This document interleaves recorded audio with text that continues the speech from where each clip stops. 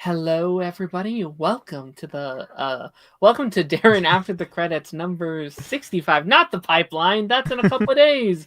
After the Credits 65. I'm joined by my friends Taz, Darth. How's it going, fellas? I'm doing well. How are you guys? I'm good. Good. Good, thank My you. ears feel echoed because of this giant hat. I can barely hear myself speak, but it's good. Happy St. Patrick's Day to everyone who Yes. celebrates. I got a wee bit of Irish in me, a little of that on my dad's side of the family. So I hope everyone's doing well.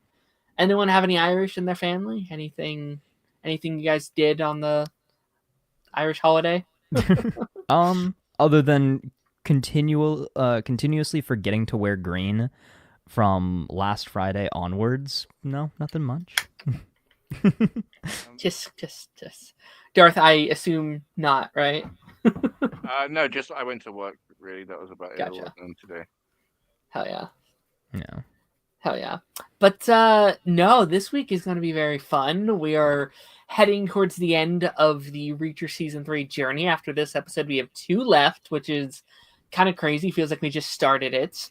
Daredevil, I think there's a lot to talk about there, along with maybe some stuff we didn't touch on last week if we want to. And we have the season finale of Reacher, which feels even more insane. I'm sad we're at the end of that journey, but I'm really excited to hear your guys' thoughts on this newest episode. Anybody do anything fun during the week? Anything notable that you guys want to talk about? Taz, you just mentioned you started a brand new show. Do you want to talk about that on Yeah. here?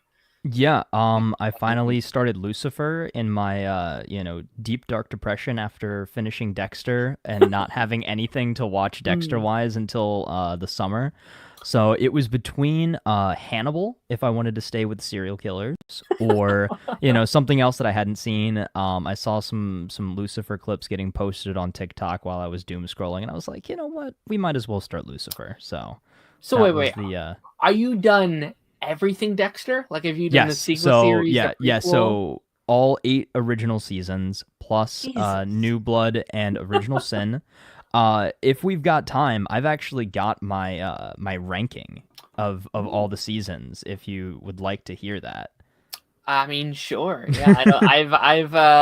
I've yet to start it, but I'm hoping after my U journey, I'll hopefully hop back on. I'll hop into hop into Dexter, and I hope I don't have an urge to become a serial killer from that point onward. That seems like a lot of serial killing back to back. But yeah, go for it, Taz.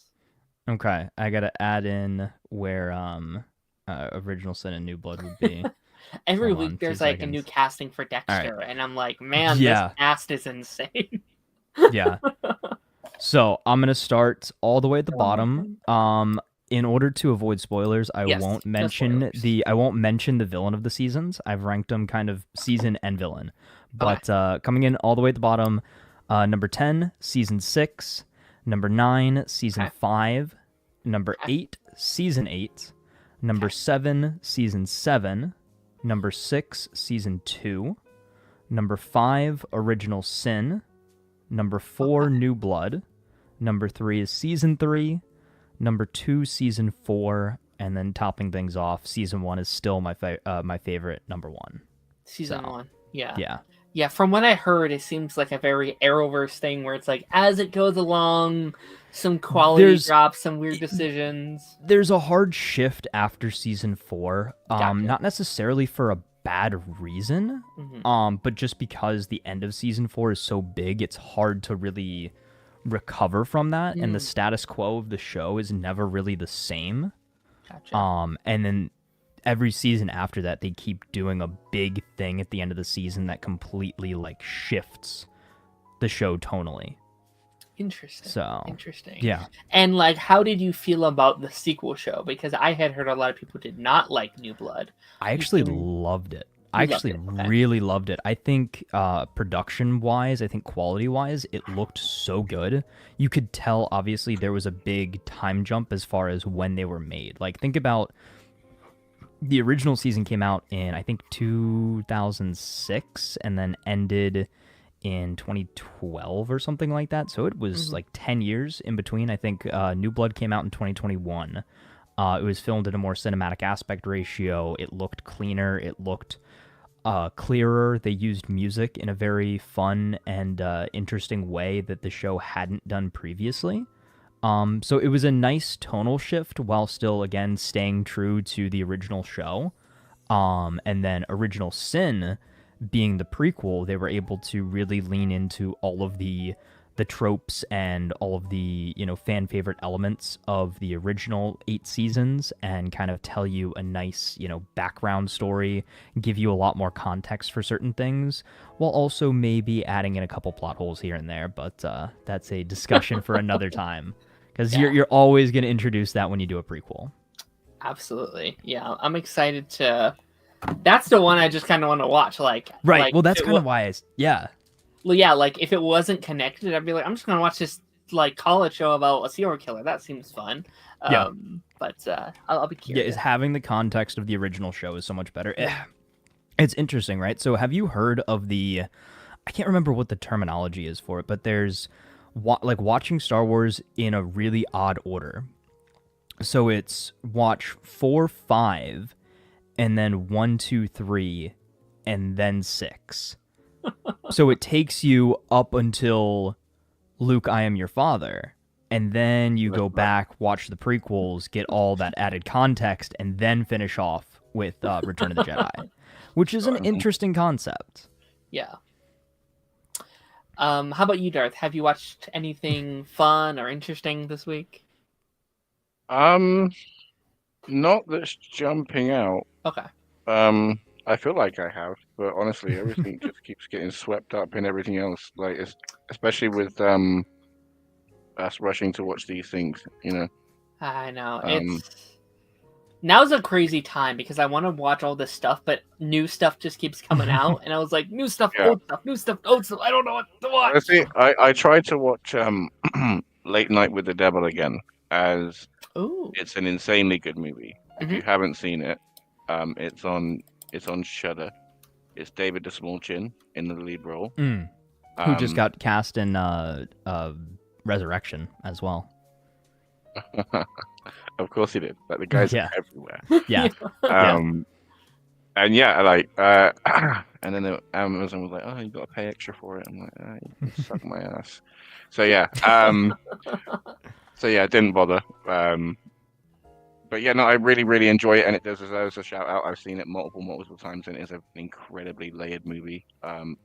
When I watched it like 5 times in the first week, because I just loved it so much. Wow. Yeah. So people that haven't seen it, go and watch it.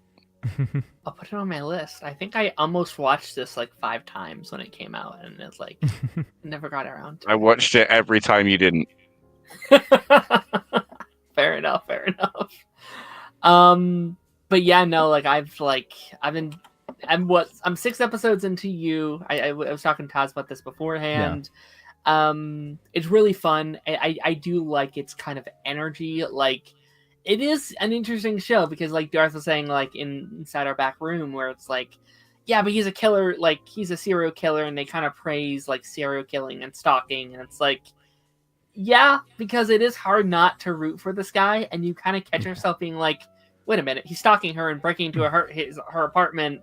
I'm not a good guy at all. He's mentally ill. It's that hard line. Your feelings about Joe Goldberg are going to go on such a roller coaster every single season. I'm going to just tell you that right now.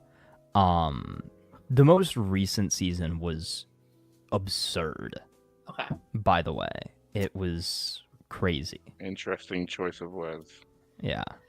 I would still say season 1 might be my favorite. I'm such a sucker for a good season 1. Sure. It's hard to beat a good season 1. Flash season 1, Arrow season 1. Invincible is still my favorite in that first Invincible season 1. Yeah. Oh, I think we should all do our Invincible rankings now that the season's over as well. Yeah. Interesting. But yeah, no, we're going to jump into our show today. Obviously, 3 episodes, pretty big episodes I want to talk about. Let's jump into our normal kind of first one, which would be Reacher, which is our me and Darth's little show that we talk about for a little bit. This is episode 6 of Reacher, Darth, and might be one of my favorite of the season, potentially. Like, I feel like this Interesting. felt like an episode that was like kind of throws you out the window, right? Like, this was kind of the episode I feel like we were kind of waiting for all season, in terms of like the plot just twisting and be like, okay, this thing that we were waiting for to happen has finally happened. How do the characters recover? So what was your thoughts on this episode of Reacher? This is like, I have a few issues with this, right? Okay, yeah. Now, I'm hoping that this Quinn / McCabe is playing the long game, right? And he's a true psychopath, right? Because the whole like retrograde, like amnesia thing feels a bit too Days of Our Lives / very, you know, and it's like it's too contrived for what should be for Reacher plot anyway. Yeah. Do you know what I mean? The whole scene in the kitchen, that was crazy. That was tense. Do you know what I mean? I'm so angry at the FBI agent, like with the whole kissing him and going, "Hey now, hey, you back it up now, hey." I said no kissing. Mwah, mwah, mwah. Hey, back it up now. Stop it. Yeah. You know, like, don't even get me started on that. I guess be here all day, right? And then I'm so annoyed that Teresa might be alive. Is it bad that I hope Teresa might die just for the shit that I've heard about her all season, right?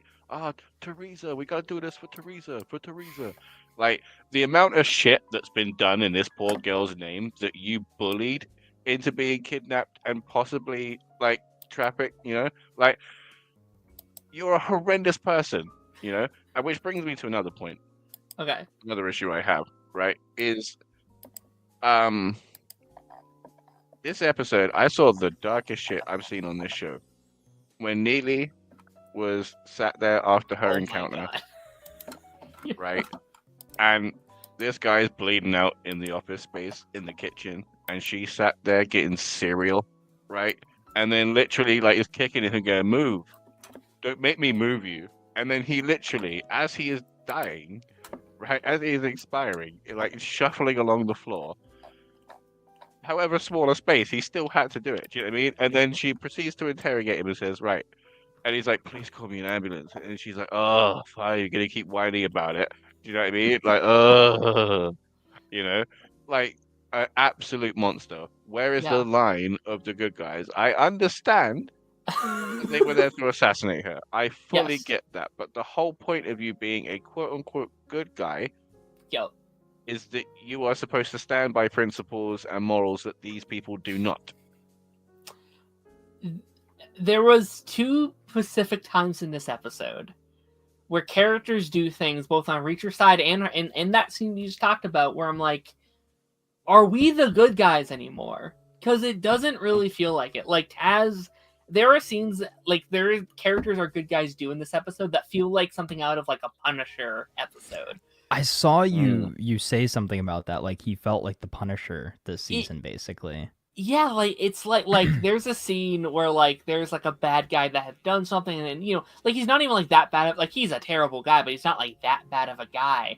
And they're like, should we let him go down with his ship? They catch his boat on fire, let him burn to death, and I assume sink into the ocean. And it's like, why? You could have. I'm not going to kill you, but I'm not going to save you. it's like that was literally the thing, because the guy, like you said, he wasn't that bad that he was out there like unaliving everybody. He literally was the disposer. He was disposal. Yeah. He was literally in waste management, right? That was literally his job. It was disposing of fresh people over the cliff. Yeah, like he's a dick, right? Like, he's not a good guy, but also, like, I don't even know if I'd call him a full bad guy either. He's more like a goon, right? So it's like, I don't know. But do unscrupulous morals mean that you should have your foot, like, stuck to the deck of the boat? You know what I mean? And then be exploded, and then have you, as you said, have your remains just scattered amongst the lake. You know what I mean? You mean be Rex-exploded? Sorry. Yeah. It like last season last season we talked a lot about like, oh, like this man's just Batman, and this season's like, no, he kills way too many people to be Batman. He's no Unless you're longer talking about Ben Affleck's Batman. the Batman. I don't. Yes, no, absolutely. I love that Batman. Yeah, no, like I think that's just a problem I've had all season, and now I almost want to rewatch season 1 and 2. Is like, had they always killed people to this level, this gruesomely, or is this a thing that he has developed over the course of the Yes season? and no, right? Because like he was killing people trying to find out about his brother, you know. But I don't know. I don't know. It just felt like there was less of it, plus more attempt to conceal everything. Do you mean? Sure. Like most of what he did was solo. He's fully doing this with an FBI agent. Like Yeah. she needs firing. Which, I mean, maybe that's the point, because she said she'll like turn herself in, once it's all done and stuff like that, right? Which Oh, but that's not okay. That doesn't make it okay, does no, it? Those ends don't justify the means. Just because you're like, oh well, I'm a cop. I am knowingly going to sure, betray any oaths that I may have made. I'm yeah, fully going to go against the law, but it's okay because once I'm done, yeah, however long that may be, however long the case may go on for, however many people I have to kill, I'm getting Teresa back. Even if I don't, I'm bringing something back. So sure, when I've done all of that, it's going to be okay because I'm going to go to prison. Hang on. Despite the fact that I've stopped the justice system working for so many people because I've taken their lives. yeah. It's all going to be okay because I'm going to do what I've stopped them doing. It's fine. It's fine. Sure. Yeah, her as a character has been interesting because, like, I definitely haven't disliked her to the extent that you have until this week, where it's like, I'm trying to justify that one scene in my mind and her reaction, where it's like, I get she's stressed, I get that she's, annoyed and she's crossed her own personal line and blah, blah, blah. But how she treated Reacher in that scene where they kissed did rub me the wrong way. Of Made no just sense. like again, I get that she's not like in the right headspace, but like her just like, I don't know, treating Reacher like that, being like, no, how could you? Like no, this can't happen. It's like, you kissed me, actually. Like that's something that you did. Yeah. And if it was the other way around, right? Let's be real. There would be a big uproar, right? There'll be a big uproar in show and out of show because just because what she's undressed, he feels that he could kiss her because he's attracted to her physically. Do you know what I mean? Like, how that it doesn't make it okay. You know what I mean? Like, so the roles being reversed is just as bad. Sure. But here's the thing, 3Dubs, and again, we're not like saying it's terrible or anything. When you're adapting a book, you have to make it fit the medium that you're adapting it into. And we're going to have to treat it as if we would any other TV show, even is based on a book. But yeah, no, like it's interesting for sure, and I'm curious because like we said week 1, like I said week 1, I did not want them to be a love interest for each other. I think it's become very predictable right off the bat when there's a love interest for Reacher, because it's usually like the one female character in the cast, and I was like, I would like them to be a little bit smarter in the writing, to be like, oh no, we're opposing your expectations, right? Like you think it's going to go this way, but it's going a completely other way, and they don't, it's just kind of like, oh yeah, they kissed, okay, whatever, we're doing that. Where do you think that's going? Do you think we're going to circle back around to that tension that those two have? Absolutely. Honestly, they're gonna be banging in Langley or something. Yeah. All right. Yeah, I'm very curious because we are in that part of the season now where it's like we're gonna start wrapping up the plot. Like we have 2 left, about less than 2 hours worth of the story. I will say, and I feel like I said this was one of my favorite episodes of the season, and I would still agree with that for the most part. But I do think I've mainly lost interest in like the main plot of like, you know, the undercover stuff and the villains. Like now we have like low-key kind of 3 separate villains in the show at the moment, and I feel like I'm lost a little interest. I feel like it's going so many different ways. It's hard for me to get Yeah, truly invested in the show, if that makes okay. sense. So this is what I was talking about Okay. last week, right? Yeah.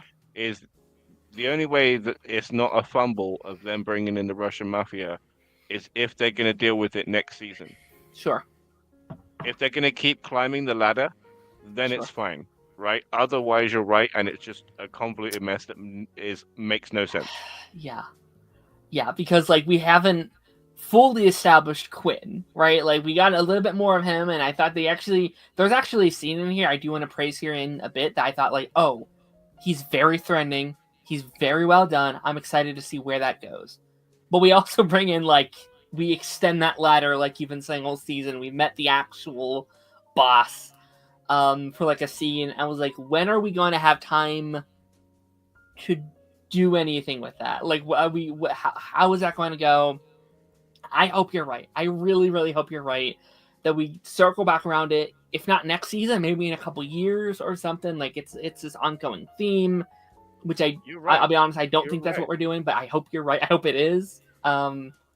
Do you know what's crazy? You're right. Like they literally, like he has been the big bad, the one they're chasing the whole time, and in the same episode, in almost the same breath, they're like, "Oh no, sorry, this isn't the person you need to worry about. It's this person." It's like, well, where's my time been? Huh? Yeah. What am I doing here, guy? So yeah, oh my god, that should bring me more annoyed than when I was watching it. Damn. No, you're right. And it again, I hope they land the bag with Quinn, because that scene with him this episode might be my favorite scene in the whole season, when he's like there with his son being like, no, do it, or I will kill your father and you'll be in the same spot like your father was, you know, blah blah blah years ago. And it was like, this is fantastic. This is really tense, really well done television. I honestly kind of wish they went with it. Like, I would have respected the season so much if he ended up killing himself in that scene, right? I know Reacher's not that kind of show. I know that Amazon kind of wants it to be like very dad TV, right? Very just like, you know, families can technically watch and have fun and blah blah blah. But man, if he would have actually have killed the son, right? And then the dad had like going to Reacher, be like, I'm going to help you kill this guy. I need you to take him down. I would have been so into these final 2 episodes. I've been, all right, this is super fun. This is super cool. Yeah, because otherwise it feels too procedural. Do you mean too cookie cutter?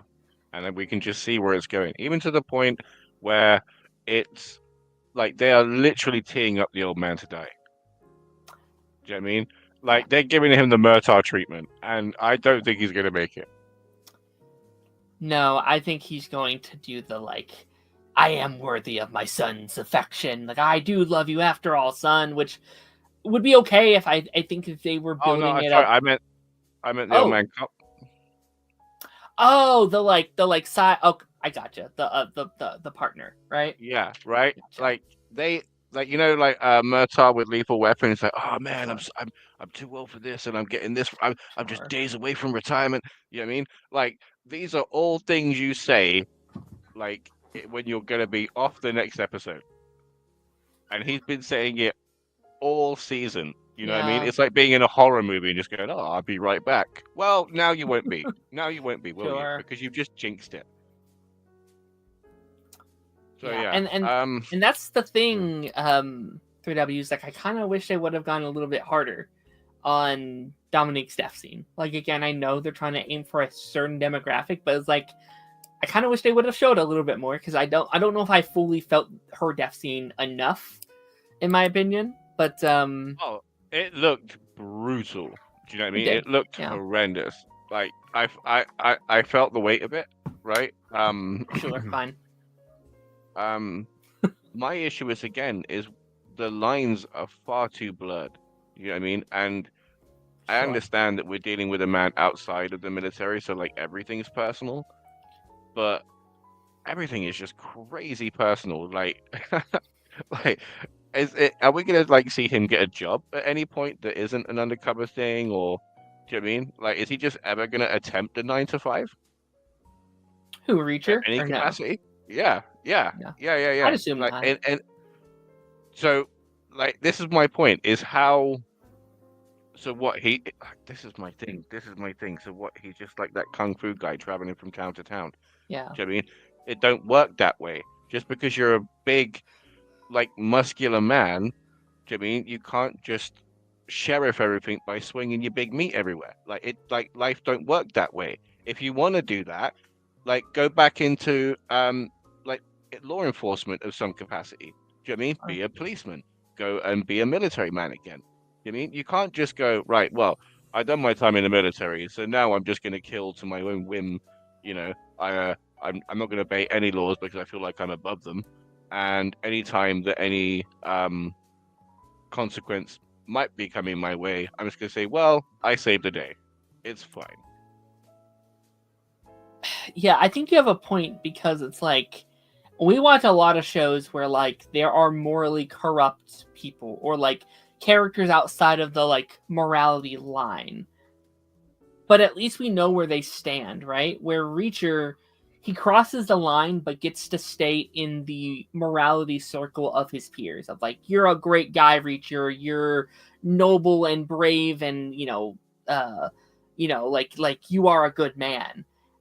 Where I don't know if he fully is at this point. Like, yes, he means well. Yes, he's doing technically good things, but you're right, there aren't any consequences for his actions. Which again is like part of the fun of the show, is that like, yeah, he's this big, strong, like, swinging superhero vigilante character that just kind of does what he wants. Like that's the fun of the character. But you're right, like there is like a line of like, should he be doing this? Probably not. I know it's just like he's doing.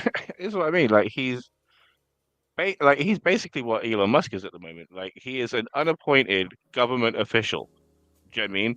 Just rocking around, deciding what's good, but with supreme violence, and it's crazy. I honestly, that's probably the worst thing anyone's ever said about Reacher, is comparing it to Elon Musk. But I get you. I get where you're going. I really do. I feel bad. Like I felt myself this episode kind of thinking and being like, am I expecting too much from Reacher? Because I think this is a very fun show. I think it's like, very fun, turn your brain off television. But I feel like maybe like my expectations are like here. And maybe the quality is like here. You know what I mean? Where it's like good TV, good stuff, whatever.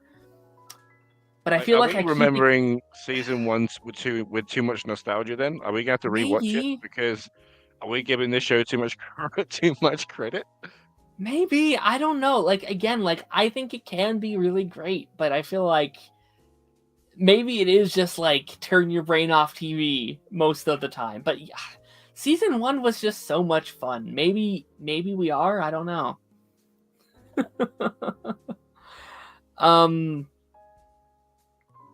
Anything else we haven't mentioned? Like again, I feel like I don't have like a lot to say about Reacher every week. It's just kind of like a general like, here's the vibe. I've seen that they seem to be back in their office and not in a remote location, which is going to be interesting because, like we said, they've been doing this off the books and under the radar and in cabins and all sorts of stuff. So to see if any level of accountability is going to be there is going to be interesting, or they're going to be continuing to be doing this Black Books operation in the damn building at this point. Yeah. Do you know what I mean? Like, how rogue can you get? Like, I understand that, like, there's things like called anti-heroes and stuff, but that's not what Reach is supposed to be. Yeah. And that's the kind of territory that we're going to be getting into. I agree. Yeah. No, like, I would fully classify every character right now as an anti-hero. Like, Neely's stuff, again, like, you were talking about it, but, like, I gasped when she's like, you'll be dead in 1 minute. I was like, holy shit, this is like That's almost like dark. serial killer kind of stuff. Like it's crazy to me. I'm curious how she enters the story. Like, obviously, it seems like she's going to be heading his way. I wonder if we get her in the last 2 episodes, like by Reacher's side as they go through this mystery. Definitely by the final episode, I would Do you assume. want her to be? I don't know if I want her to be there. Do you know what I mean? I don't feel like she's needed. If they have, like, he basically has the full weight of the FBI the second they call for backup. She's not really needed. Do you know what I mean? To only have her there would to serve our interest as viewing it for, like, again, nostalgia and just to kind of gain favor, because logically it's not needed. Yeah. Yeah, I mean, I don't have too much like foot in the game. Like, if she doesn't, I'd like whatever. But it feels like that's what the season's been setting up, is her slowly getting involved with the mystery and coming in for It hasn't backup. though. And Like, no. look at season 2, right? With the was he a cop? I think he was a cop, wasn't he, of the first season, right? Like, he was approached for information and this in the second one, but he stayed out of it, from what I remember. Yeah. I mean, he was like, "No, like, this isn't your fight. Like, boom, boom, it's my team's fight. Blah blah blah." And he stayed out of it, if I'm remembering right. Correct me if I'm wrong. I don't remember either. It's been a while for me. But Yeah, right. So, like, the same could be said, and sure. and even if she is disavowed, right, and like, she will be held accountable for this, and there will be consequences, and these are circumstances, consequences, right?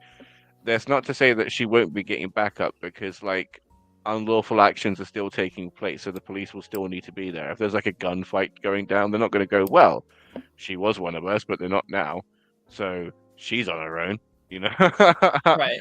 Like, the police still need to turn up. So, like,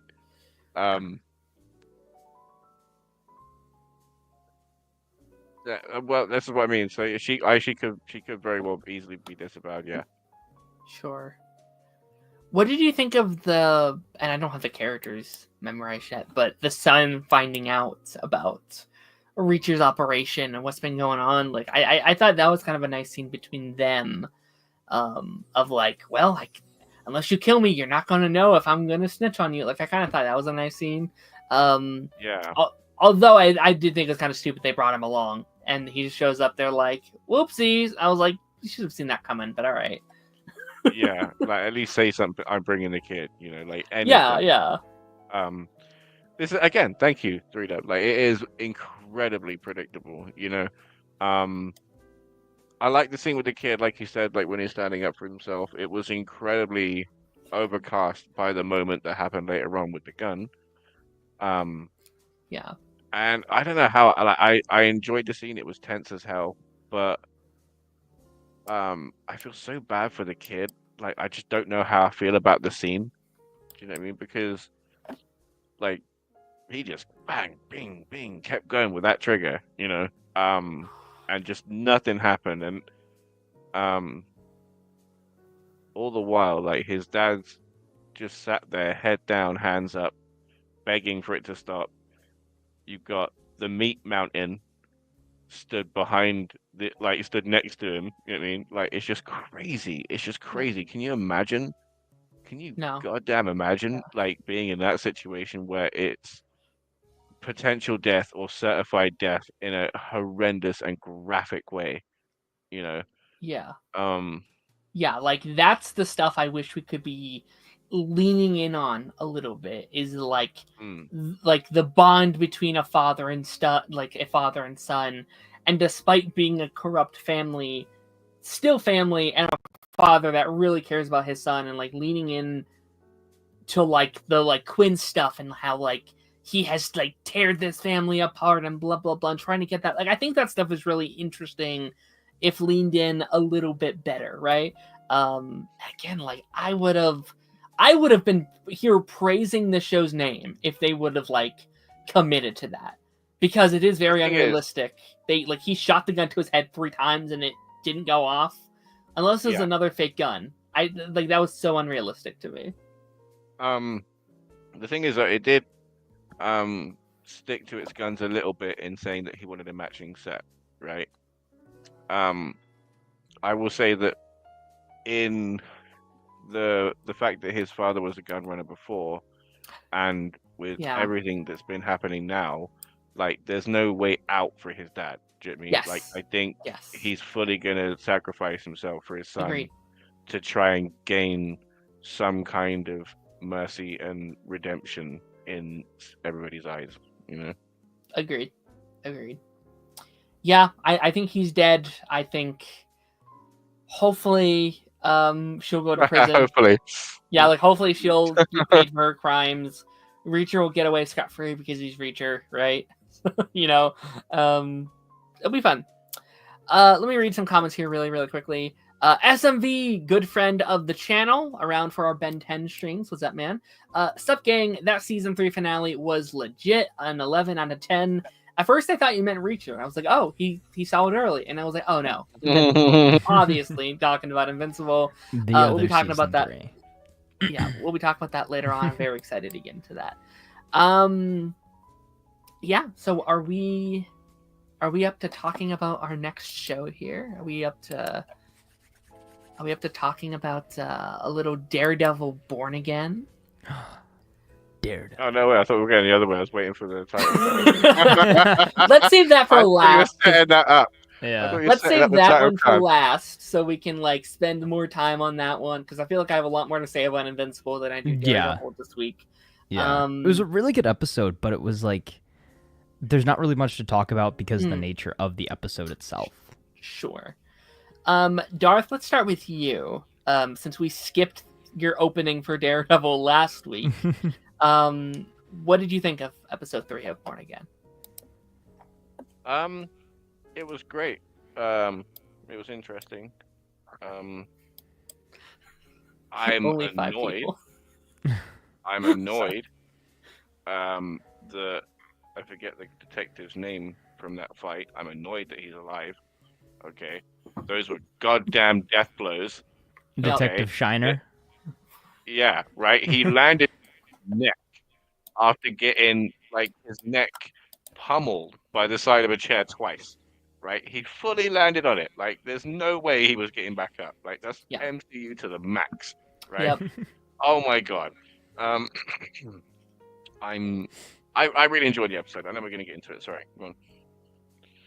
No, yeah, I think we're dealing with, and I said this last week, I do really think it's like video game roles, where it's like thrown off buildings and kicked in the nuts and a head getting thrown backwards, and it's they're fine, they're sleeping it off, whatever. Which is a criticism of episode 2 for sure. Maybe they went harder on the sound effects, and maybe they should have been, or maybe they should have shot a scene differently to apply less death. So you've rewatched the original 3 seasons more recently. Mm-hmm. Is it in line with the same level of violence as far as how those fight scenes looked, or did it seem like Daredevil was more meticulous in his fighting, not necessarily trying to brutalize people, but just neutralize them, I guess? There was never a time in the original show where I'm like, oh shit, are they dead? Unless the show was supposed stuff right, unless it was supposed to happen. Right. Yeah, because I don't remember that either. I feel like he knocked people out, he broke some bones, but he never I think he never went Batman Arkham on them. I think once he put cops in the hospital in season 3 when they're after him in the warehouse. Yeah. He's that guy's in a coma. You went too far, Matt. Blah blah blah. But that was always very meticulous. Oh yeah, that was supposed to be what the scene was. So I definitely agree. It is a tiny little nitpicker. I was yeah, maybe they should have lessened up a little bit. I get the point. It was supposed to show that he unleashed a part of him that was not supposed to come out and show how hard that goes. But you're right. Yeah, if they're not supposed to be dead, they probably shouldn't have gone that hard with the fight scene. For sure. Taz, what did you think of episode 3? I really enjoyed it. I really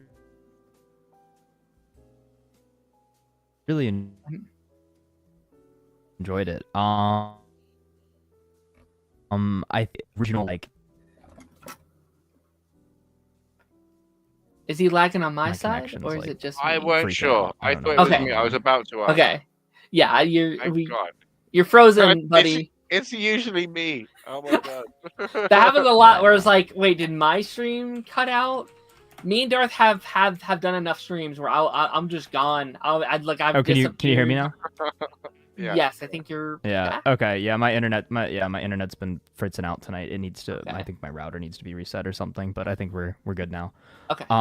Anyway, it reminded me kind of like an OG season 1 through 3 episode. You know, it is the fact that we focus specifically on the courtroom drama side of things and really, dove headfirst into the White Tiger story and, really showed Matt's capabilities as a lawyer. And I think that was one of people's big fears going into this season, that, it wasn't going to be quite as, I hate using this word, but grounded as the first few seasons. And I think that this episode really proved that they can still do that courtroom drama.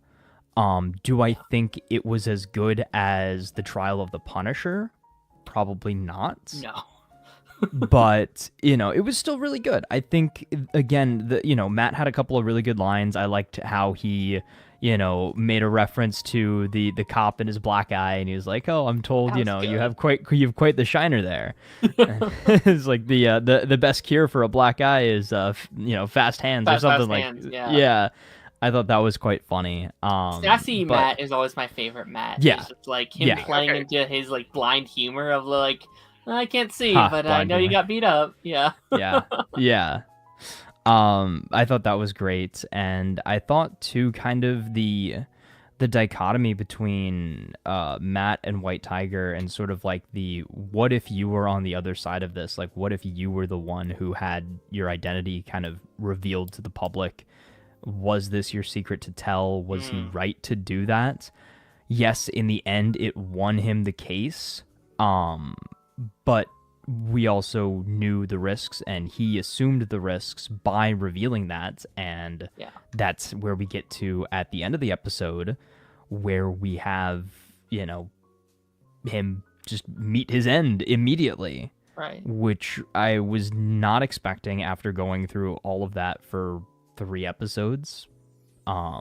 It was definitely quite shocking.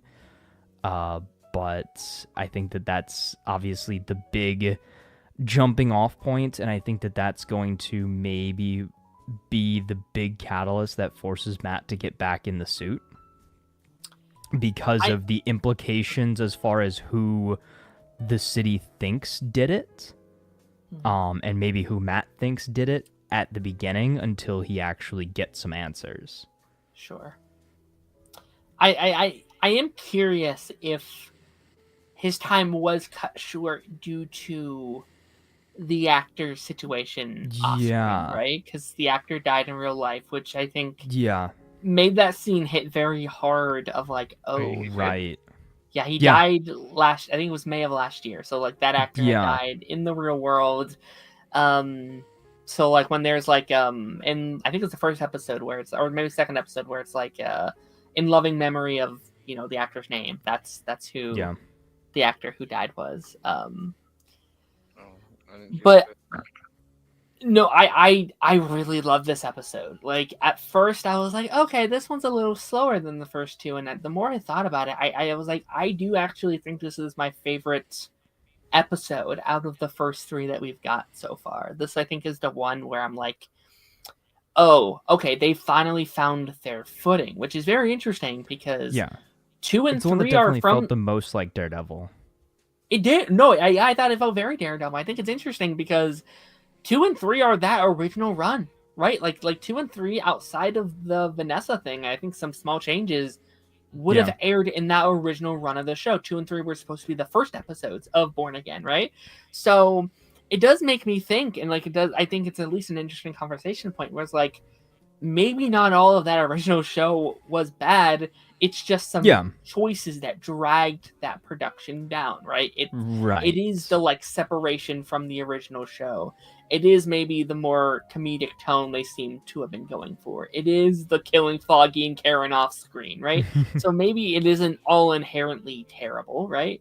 And I think we saw that this week. I thought there was like really strong television here that I think really represented what Daredevil is. And I really, and I know it's not going to be for everybody, but I really like the slow burn of it all. I like that we're not immediately being like, he's Daredevil again. He's back in the suit. He's fighting crime. And I know people are already like, where's the suit? Why isn't he suited up yet? Blah, blah, blah.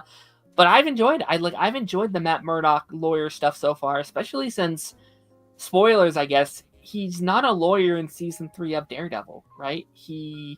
Due to like his placement in that season, he literally starts off the season being like, Matt Murdock is dead, or like Matt Murdock's dead, there's only Daredevil, like that side of my life is over. So seeing this season start where it's only Matt Murdock, I think that's a cool kind of parallel story that we're telling. Right. Yeah, I do love that as well. And again, I think the original show was at its strongest with its character moments, and a lot of those early seasons, I think, are very much so defined by that. And the fact that Disney proved that they can at least replicate it to an extent, I think goes a long way to convincing fans that this was the right move as far as bringing back the show, bringing it back in the way that they did.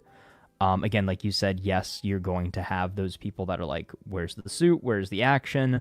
Where's this, that, and the other? But if you're a fan of the original series, then you know that we get, 1, 2, 3 episodes a season usually where, Matt is just Matt Murdock and Daredevil is a side thought of the episode. And again, I think it goes a long way to show where he is in his life, where he thinks that he can do more good as Matt Murdock than he can in the Daredevil suit because of his perceived failure. But when maybe he realizes now that even as a lawyer, even by doing everything by the books, that, evil still can still prevail, and people who don't deserve to die will still end up dead if he doesn't go out there and do something about it. Yeah. And that's where we're going to have the full return. Like I said, hope probably in the next episode or two. I wouldn't be surprised if the end stinger for this next episode is going to be him suiting back up again if he doesn't suit up at the beginning. Well, I'm very curious because there's that shot in the trailer where it's him in just a red like lace mask in his suit and tie. So I'm wondering what that scene's going to be like. Him seeing something happening, that Daredevil side kicking in, him fuck, fine, just puts a bag or whatever over his head, fight crime. I wonder if that's next week maybe with a nice callback to his little scarf in Defenders. That was so cool. Or Jessica Jones scarf, might I say? Sorry. Go ahead, Derek. I gotta say a few things, right? So one, I feel like what you were saying kind of does a disservice to White Tiger and any other vigilantes / heroes that may be involved, right? Because I understand he's a competent vigilante and stuff, right? And a good man can turn the tide of a war, but that man was going to die regardless. I mean, unless he's there superheroing the superheroes, do you know what I mean, and following them on rooftops to make sure they don't get got, that was going to happen regardless. Do you know what I mean? They are at war, Yeah, and also, but he had to have known though. Literally, Matt warned him. Was like, hey, if we even if we win this, your White Tiger days need to be over. You can't go out there anymore. It's not safe now that everybody knows your identity. Also, I think that's definitely on him for going out. Well, that's victim blaming, isn't it? I mean, the guy got capped in the head. Let's be real. Yeah, but also, it's his fault he went out in his costume, so he got capped exactly. in the head. who wins their court case and then just immediately is like, all right, I'm gonna go back to the exact thing that They put me would in do this it. scenario. Spider-Man would have done it. Iron Man would have done it. Like everybody would have been, especially those two. Like, let's be real, right? Yeah. There's Yeah. like Doctor Strange would have done it. Like everybody that would have got like a cease and desist order would have 100% been straight out the same night. But at I- least they would have checked their corners though. Okay, so this isn't necessarily a criticism, more of like a want. Yeah. It's hard for me to like criticize or praise White Tiger though, because I don't know anything about him, right? I don't know why he's doing what he's doing. I don't know his power sets. I don't know what he's capable of. I don't know where he got his suit. Like, I have these issues of like, okay, what was the suit made of? Like, why was he just able to get shot in the head? Is it just cloth? You know, like where exactly? Of course it would be. The guy couldn't afford an apartment. You think he's gonna have like some kind of like adamantium or vibranium like suit? That's just not gonna happen. Yeah. Sure. Well, and it also it is kind of interesting too that they do a lot of telling and not a lot of showing. Sure. As far as White Tiger goes, they tell us all about his heroic activities and they tell us that he has a magic amulet. They tell us about, his background and his backstory, but we don't really get to fully dive into that and see the kind of person that he is. And maybe that was more so a creative choice too, is so that we see him from Matt's perspective. That's exactly it. I think it would have been cool though to see White Tiger in action, but maybe they're setting up a different version. I know, what is it, like his daughter or his niece or something becomes another version of White Tiger, like the one that we saw. I'm so glad you said that. Oh my god, right? Because I was gonna say that's a perfect way, because I know like a soft reboot's coming, like her or Spider-Man or whatever, like a soft reboot's coming, like we're gonna get Tigress. Like White Tigress or whatever. Do you know what I mean? Like we're going to be getting that. Secondly, I don't know. I haven't seen the original show, right? So I can't specifically say. But this episode felt incredibly like he was on trial. Like Matt, like it was like a parallel for Matt being on trial, explaining Daredevil. And I felt that if you draw too heavily into the mystic element instead of it just being a combative vigilante, you lose some of that. So it stayed true to what they were trying to do in doing so, I think. Right. At that point though, why have them, like, other than the fact that it's just a part of his character, like they could have easily rewritten it to where he's just a guy, right? So like, why does he even need to have this mystical amulet if it's not going to do anything for him? Tigress might need it. Yeah, true. I mean, I don't think it really affects the story at all. Like, I actually think it kind of enhances it, because I think because Daredevil was always very, very, very grounded, right? Like, they never touched magic or whatever. Like, outside of the one or two times that they would reference like a Hulk or whatever, like from the movies, nothing sort of like that. So I think it's very cool to now have Matt Murdock Daredevil talking about like magics and like amulets and really like as much as I really get to see the power though. We were just told it's a magic amulet, and obviously one of its powers is not stopping bullets. No, for sure. and again, like it's tough because I don't know exactly what White Tiger was capable of, but I think you're right. Like, I do think there's also something kind of cool of like we're seeing it from a lawyer's perspective. Like, we are seeing exactly what the lawyer knows. Like, they get attached to cases, they don't see the footage, they don't see it in action. It's just like, all right, I am defending this guy based on what I know, and here's what I have to give, which I think is kind of cool. But you're right, like I would have liked like a fight scene or something to fully explore, but maybe I think this is a character you spin off, right? I think we get like in 3-4 years we get like a White Tiger Disney Plus series focused on, maybe his niece having to pick up the mantle, and it's like almost a spin-off of Daredevil. That's just how my Marvel brain works at this point, where it's like, oh, you introduce a character like this, you give them their own thing. That's just how Marvel has worked in the past. So that's kind of why I've been kind of thinking of it. But no, Darth, like I think you're on something really good. Like, I think that's what made this episode really special for me, was like the parallels between Matt Murdock and White Tiger. There's that fantastic scene where he's like, man, you just don't understand. I need to be White Tiger. I don't know who I am without White Tiger. And like, first of all, that sounds like an addiction problem. Maybe get some help, but also that's so Matt Murdock coded. Like, there's so many times where it's like, no, I am Daredevil. Like, again, like we literally go in season 3 where it's like, Matt Murdock is dead. I am only Daredevil. I need to do this. This is my responsibility. And it's such a good parallel between those two. When he's telling them, like, no, you can be someone. Like you can help outside of that costume. Like, you are more than that vigilante. He's telling that to himself. Like, he's still struggling of like, but I could be going out there and helping people. And I do think his death is going to jumpstart his journey back there, because he was only a vigilante because he felt like there was a gap missing in the community while Daredevil was gone. He felt like now that he's gone, there's not enough being done. Spider-Man can't be everywhere. Hawkeye can't be everywhere. That has to be me now. And now that he's dead due to Matt being missing, due to Daredevil being missing, I think you're right. That's going to lead right into him finally putting that costume back on, which I'm excited for. Can we talk about Lucas? And when he said, "I don't work for the mayor, I work for the man," and it turned out that Vanessa sent him on the damn mission in the first place.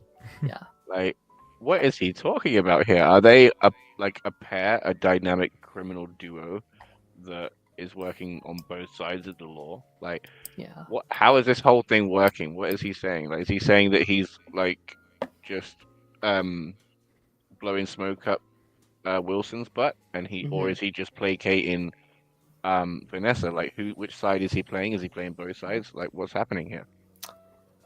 I think that stuff is kind of fun, because it does seem like she's doing a lot behind his back, which is a fun, like, not the parallel stuff you haven't seen yet, but I think it's a really fun parallel to Wilson doing things behind her back and keeping a lot of secrets for her of like, no, like, you don't have to worry yourself about this and this, and it's like, she's been doing this without him, I assume, for many years now, and now that he's coming back into the picture, he's expecting more. He's expecting like, okay, what's going on? And this is something I kind of want to ask Taz, and obviously Dark, you can I want to hear your thoughts too, but do you think, did Vanessa ever truly love Wilson, or did she love his power? Did she love his confidence, his stature? Did she ever love him as a man? Because I think that would be very okay. I want to say yes. I actually, in a way, I think part of what's going on here is like plausible deniability, right? So Fisk is the mayor.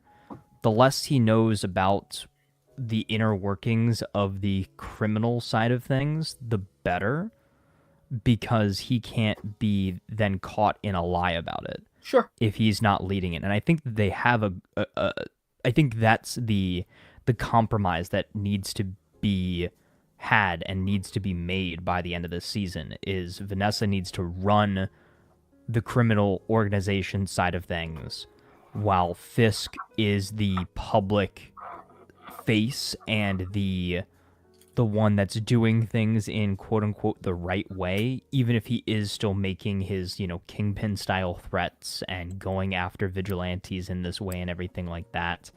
But I think that they can both work in tandem without necessarily crossing paths too much, as far as like, stepping on each other's toes. Kind of like, all right, you do your thing, I'll do my thing, and while separate, we can rule the city together from both angles. Sure.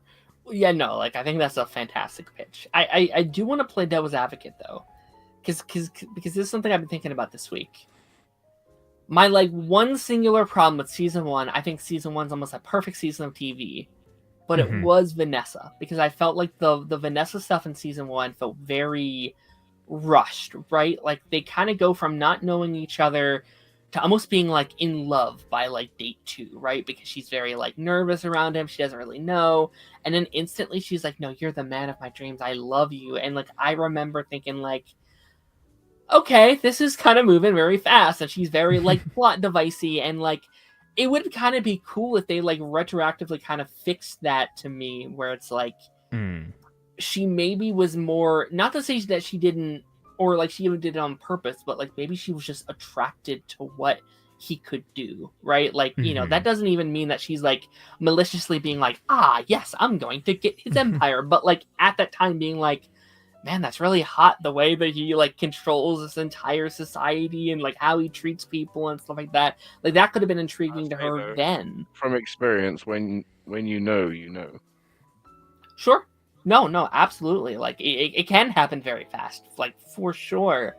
And if that's the way we're going, like I'm not gonna be mad about it. I'm not gonna be like, man, I wish she, you know, blah blah blah. But I Like, mean, it's like the what? same thing with Peter Parker and Mary Jane, right? You just assume, like, because of the connection that they always have, they're always Sure. bound to end up together, that you give them the grace of that it can happen like quite quickly, because yeah, like it's the same with any of them. I mean, it's just it seems harder because he's quote unquote unlovable because he's a big bad, like, Sure. horrible guy. But um as we are seeing, like, she already had the capacity for that. Do you know what I mean? And Yeah. probably the will to do that. Sure. It could Yeah, I just think be that that's more of the everything underlying married thing. up. Yeah, like it could just be that Yeah, is everything that they're lined up they're more really alike well. than they were more alike than we originally thought, or maybe Sure. even more alike than Kingpin would like to admit as well. I think Mm, that might sure. be sort of a thing there as well. Like maybe he feels a little like his power is threatened somewhat because he sees somebody who can do just as well, if not better, at running his empire. Well, that's another thing I'm kind of interested in is will we eventually come to a point where they're not on the same side? I think could Yeah. be kind of interesting. Could he fall out in love with Vanessa if she pushes him hard enough? Mm-hmm. Could, you know, like she kick him out and now they're like opposed to like kingpins, right? I Right, think right. So could then you kind have of be kind of like fun. a gang war in a way. I think that Yeah. could be kind of See, sick of like, I love this as well because it's Wh- unassuming, right? Yeah. Same with Christopher Christina Milotti's character, Christy Milotti's character in The Penguin, the Hangman, I forget his yes, name. yes. Yeah. Um, Yeah. and because as well with all the other iterations, she's always just been like a rose on his arm, you know, like it's Yes. never had Yes. this kind of spirit or backbone or determination to Yeah. thrive as a partner, as opposed to just a wife or being any kind of just animated person, really. Do you think they fall out so badly that maybe Wilson turns to the one person he never thought he would employ for help? And that's how we get like the enemy of my enemy is my friend sort of scenario, and Kingpin and Daredevil have to team up to take her down? I think it's Or the at least- reverse. Okay. I think it's gonna be her going to Daredevil. Ooh. I think she's Alright. gonna say that he's corrupt in a position of power, Oh, and Mhm. like there's a That's a status good idea quo too. between, yeah. like with Hell's Kitchen, that he's not abiding by. He's reaching too far. We need to clip his wings and bring him back down to our level. And then I think- Kingpin's gonna make his pitch too, and he's gonna be like, Mr. Murdoch, Yeah. you know they say sometimes it's better the devil you know than the devil you don't. Yeah. I want to see both of these really badly because I think you're more right. I think that makes a lot more sense because I Okay. think that's the thing he's waiting for. Like he's waiting for Wilson to just make one wrong move, just one, for he can finally be like, all right, I can finally like justify. Right, yeah, he wants to justify that. But in the same vein, Kingpin wants Matt to make one wrong move and justify going after him. Yes, Exactly. That's the perfect powder keg, right? All she needs to do is light a match. Yeah. Yeah. That'd be so funny though, like Taz. Like I want to see that scene where like, listen, I know what I said. You Yeah. gotta put it on Like, once. do you, That's like what it's imagine them just like standing in the middle of the street, and you've just got like Kingpin and Daredevil shaking hands, and like You know, going to fight a common enemy or something? That would be insane. oh, I was thinking of them two, like Batman and Bane in the middle of in the front of Congress or whatever. Just or like this, just them two, Yeah. just going at it, just blow Yeah. for blow. Um, That was sorry, a very I lost my nice. train of thought. Yeah, no, I okay. So appreciate it, 3-Dubs. I I have appreciate to it. say, like, as somebody new to the show, the person I'm here for is Wilson Fisk. Okay, and Yeah. we are not getting enough of him, Mm-hmm. in my opinion. I feel like he's used very, I don't want to say sparingly, but like they don't overuse him. Yeah. I don't know if Yeah. that's to keep giving him like an air of mystery or whatever, or like just so you can't see how different he is over the years or whatever. I don't know, but like, he's doing a great goddamn job. Like every time he's on screen, I'm just there. I'm captivated. Yeah. I'm watching every tiny little movement that he's doing because you see, like, it's with Matt and Vanessa, he is vulnerable. Like, other than when like that time he was talking about Vanessa, do you know what I mean, to the aide, Mhm. like it's the only time that he has any shown any kind of vulnerability that I've seen, and everything else is always a front and a calculation, and him being um very intelligent and methodic in his approach. Do you know what I mean? Like he doesn't take anything for granted, including even just a YouTuber who he knows can help shift a narrative. You know, like the Yeah. people on the streets, the people on the ground, people talking day to day meeting and stuff like that. You know, is more important than Yeah. a speech that Yeah. can be made and Yeah. reach no one on the TV. Yeah, I think there's a reason why it was never just Daredevil coming back, right? Like from the very, very beginning, as early as 2022, like Matt Murdock showing up in Spider-Man, literally the same month Wilson showing up in Daredevil. I think there's a reason for that. They knew those two are a unit together. And I think as long as we have a Daredevil in the MCU, we will also have a Kingpin, because I think Vincent is so connected to that character. Like I also saw like there was a interviewer who like asked Vincent like, hey, would you ever do like a Penguin show, or like a Penguin style Kingpin show? Fun question, obviously, but like the answer is like, well, no, because that's what like Daredevil is, the Kingpin show, right? It's always like that one side of the same coin, which I think is really, really fun. But yeah, no, he's fantastic. But I do agree, I'm waiting, and it's not a problem yet, but I could see in a couple episodes, if we don't get a little bit more of him within these next couple, I could be like, yeah, I could use a little bit more to balance it out a little bit. But Right. I feel like we're not getting as much Kingpin just because I feel like we've seen more of Fisk than we have of Daredevil in between. Recently, yes. Yeah. So we've gotten a little bit more time to flesh him out than we have with Matt. So we're really working on catching up with Matt, catching up with any of the side characters, that sort of thing. Yes, we're playing out where Fisk is, Yes. but at the beginning, maybe his presence is not quite as important as it will be later on. And maybe also that was part of the issue with that original version of the show, is there wasn't enough Kingpin, and maybe that's what we're getting later on in the season, is that they, weave him into the story a little bit more as well. Yeah. I do want to read some comments here. We have quite a few people talking in the thing down there. 3W said, I now pronounce Darth and Wilson married. Woohoo! I thought that they said Matt and Kingpin, but I guess that works too. Congratulations, Darth. Okay. I didn't know you were married. I'm taken. I'm That's sorry. crazy. But again, I'm not sorry. 3Dubs brings up an interesting thing here, or they talk about the amulet was stolen. Yeah, that's a good question. He's dead on the ground there. What happens to the amulets? Does it go to the cops? Did the killer pick it up?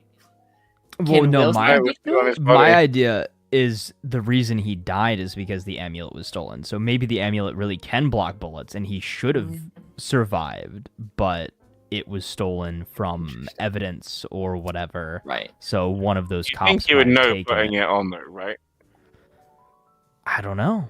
Like that is you are 100% right on that. Like that would be the one dead giveaway. Like if he doesn't feel that power, but maybe it's one of those things that you don't necessarily feel the difference. It just is, or it activates when it needs to activate. Sure.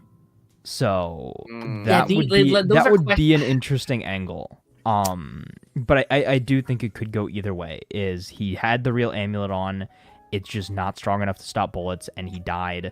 And somebody took it off of him, off of his dead body, or the other way around. Again, I think, one of the corrupt cops stole the amulet, might have replaced it with a fake one to then leave him vulnerable so that they could go after him.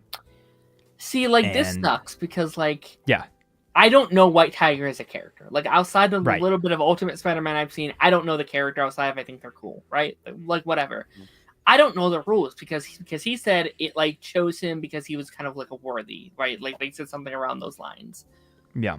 So can anybody use the amulet now that he's found it? I mean, maybe anybody who's worthy can use it. I think that might be because that could have been a fun episode pitch of maybe whoever shot him took the amulet and now they're out there doing that sounds like a fun little episode where he has to stop the bad guy who took the amulet.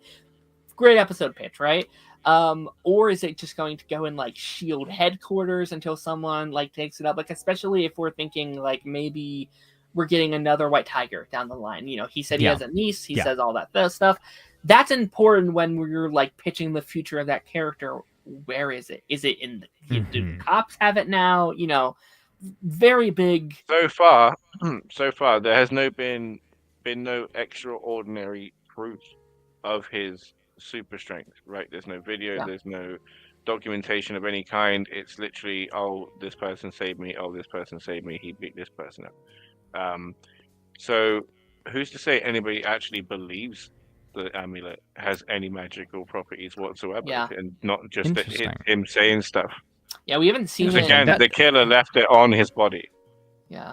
Yeah, that is actually interesting. Is it fake? That he just Power says that it's right. He just says that it's a magical amulet to strike fear into the hearts of his enemies, but also give hope to his that'd be a fun idea. His fans and followers or whatever. Yeah, maybe. Yeah, that's interesting. Maybe he found out about the myth of it or something, so he found one, right? That one didn't necessarily work, so his niece is well, this one didn't work, can I find the one that did? Or something like that. That again, I don't know the comics, that's probably way off how that works or whatever, but even just that it was real but no one believes him. Maybe maybe it's no one believes him because they can't get it to work, but you have to actually be worthy of it.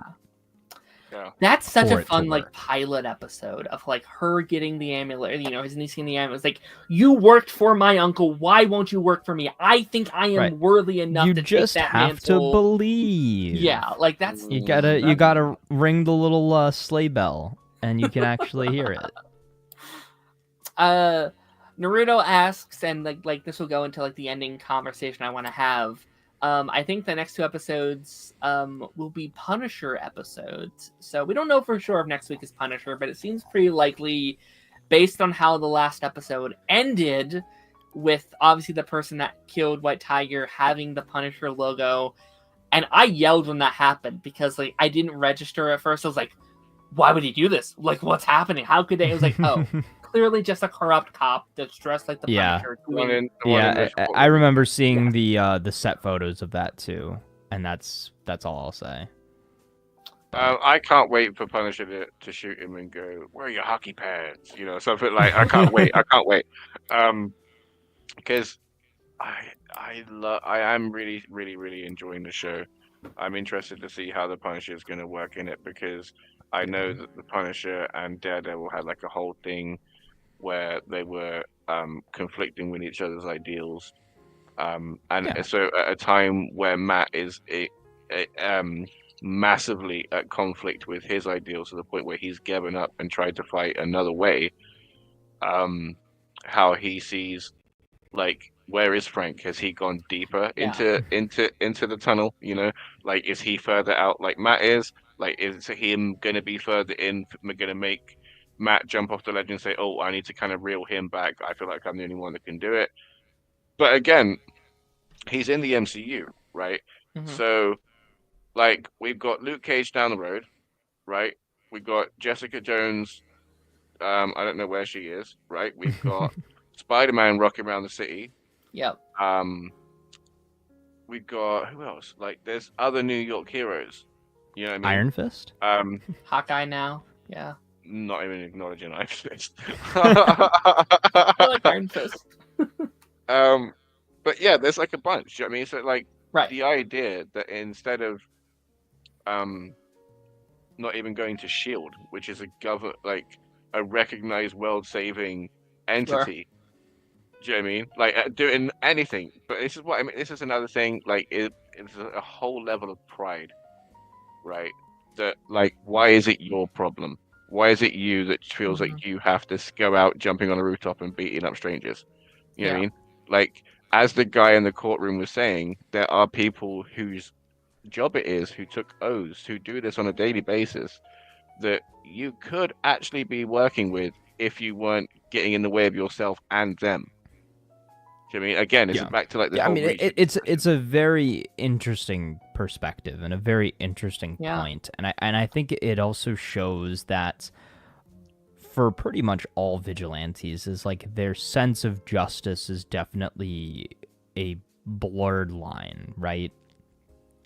Is in a way they kind of become the thing that they're out to fight against. Is somebody who thinks that they are above the law or the law doesn't necessarily apply to them because they're doing this thing that they think is right.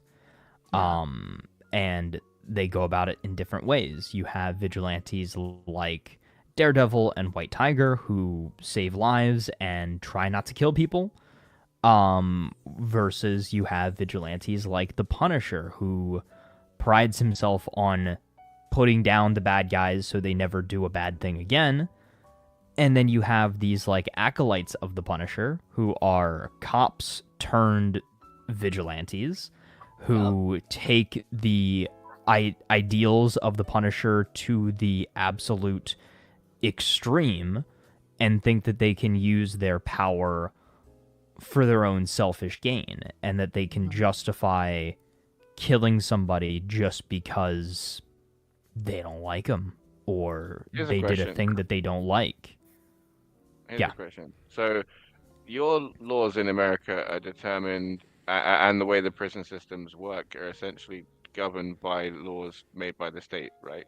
So, would you say that a person that is anti-prison would you say that as a political statement? I guess so. Yeah. So would you also agree then that the Punisher would technically be a domestic terrorist? Yeah, no, like I would definitely call him a terrorist. I would. Well, wasn't that a question brought up in season 2? Wasn't that one of the arguments during the trial of the Punisher? Was it? I believe they they called Frank Castle a terrorist, and I think that was one of the big things that Matt was like, this man is not a terrorist. Like he's maybe a little messed up in the head, but like you've got to watch. Yeah. I am loving you on this journey because like you are asking all the right questions. You're exactly. All the right things. Exactly. To the point that like these characters themselves are also asking the same questions. Like they're also going over these same exact issues that are so much fun. But I think yes, you're correct. I think a lot of different terms can describe him. Going with the same theme.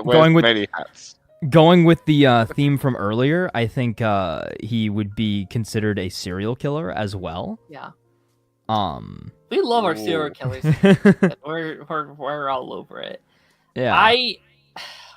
There's a scene I've been thinking about a lot. I've been thinking about it with this show and a lot of other shows I'm watching. There's that. This is like semi-spoiler, Dara, so I do apologize. But there's a really, really good scene in season 2 where like Matt's really struggling. He's like, maybe you're right. Like like maybe just this one time, maybe one time I should cross that line and take care of this. He's like, no, you like there isn't just this one time. Like once you cross that line, that's it. You're There's on no my going side of back. the fence. Yeah. And I am so excited. Same with his quote of just like, you're just one bad day away from being me, Red. Like you're just one bad day. I am so excited for their interactions now that he's had that one bad day. Now that I'll tell you what, man. I'm so excited. Like John I'll tell you what, Bernthal- man. You had that bad day now, didn't you? John Berthal's How so do we good. feel?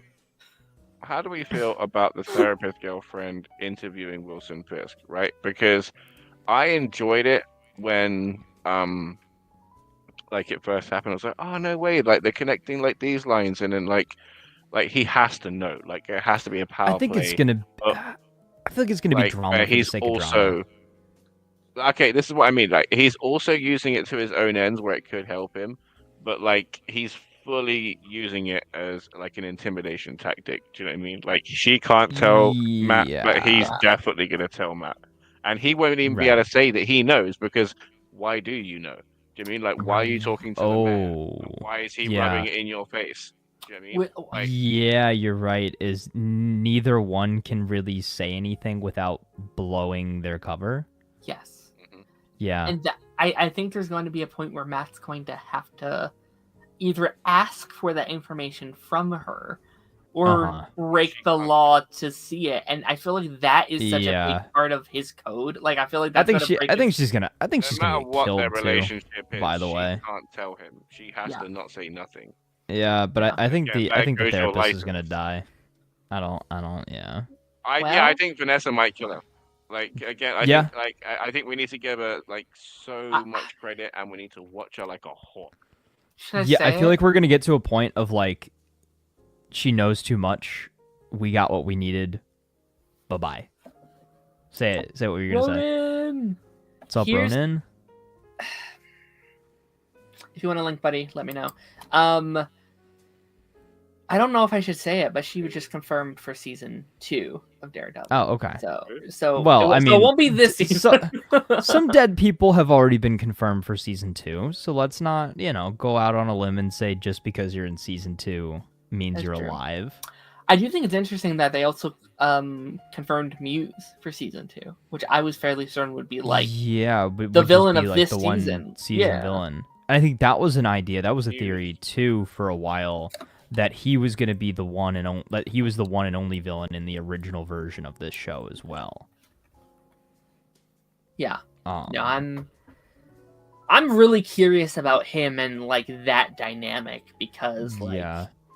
Do you think he ties into Bullseye in a way? Like, does he get Bullseye out of prison or something? Like, I feel like there's some Bullseye stuff that we still haven't seen yet. Like, I find it hard to 100%. believe that he just goes to prison and then we don't see him for He's a while. back. We've seen Yeah. photos and stuff that we haven't seen in the show yet. So he Yeah. Do you think? do we Sorry. Do you think that like Wilson knew that the cup was gonna do that? Like, do you like how much like of the chaos do you think he has planned for? Do you know what I mean?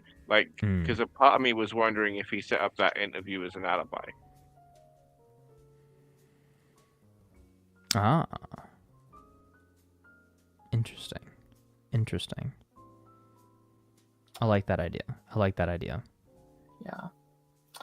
Do we think, and I feel like we're kind of heading towards the end of our Daredevil discussion here, even though I don't want it to be over. Do you think that's where the Punisher stuff kind of comes in for Matt? Like, do you think, and I kind of hope this isn't the case, but do you think he's debating on killing Bullseye again? Like, do you think he's going to break out of prison? No. You don't think so? No, I don't think I think again, if this is gonna be, this is a 2-part week coming up, or a two episode drop week coming up. That's the Or episode no? after. It's After, 4 okay. next week, and then the following is 5 and 6 together. Okay. So whenever we get to our Punisher arc, I think that is just Daredevil investigating what happened to White Tiger, which leads him to the Punisher. He finds out, okay, Frank had nothing to do with it. There's just some crazed cops that are, tarnishing the Punisher name and symbol and all of that. So they team up to take down the threat. And I think that they're going to be kind of like a mid-tier villain, mid-tier boss. But then that's going to leave room for Muse and possibly Bullseye's return and what Fisk's plan is and what Vanessa's plan might be, and maybe they really kind of set this all in motion. I'm just wondering, like, what is the dilemma between Frank and Matt this time, right? Like what is it going to be? Because, like, from the trailers and stuff, like, it feels like there's a dynamic of like, do I cross that line again? Do I do this? Like, the fundamentals of killing. Which, again, I think is always the fascinating part with Frank and Matt, because, again... Yeah, I almost feel like he could be his voice of reason. Like, he's probably going to be like, I heard you threw Bullseye off a roof, dude. Yeah. Like, are you good? Sure. Like, again, I thought he was like, I thought you didn't want to become me. Like, don't go down that path. I think in a way he might be the voice of reason, which would actually be a really fun switch up. I don't think I like that. Go ahead, Darth. Sorry. I don't think I like that. What I'm saying. I'll get to my thing next, but go on, please. No, like, yeah, because, like, that's kind of what I was saying, where it's like, is he wanting to possibly cross that line again? And if that's so, I don't know if I would like that, because I feel like we've gone down that road almost 3 seasons in a row and the start of this show, where it's like, oh no, like, should I kill, if it's the Hand or if it's Wilson or if it's whatever. I feel like I kind of want him to move on past that arc a little bit. And, like, you can evolve it in a different way that makes sense for the character. But, like, I don't know if because, like, that's the one thing I was worried about this season, because I didn't want the season to just feel like season 3 again and go down to, like, oh, I'm sad because of reasons or whatever. But I don't know. I'm sad because of reasons.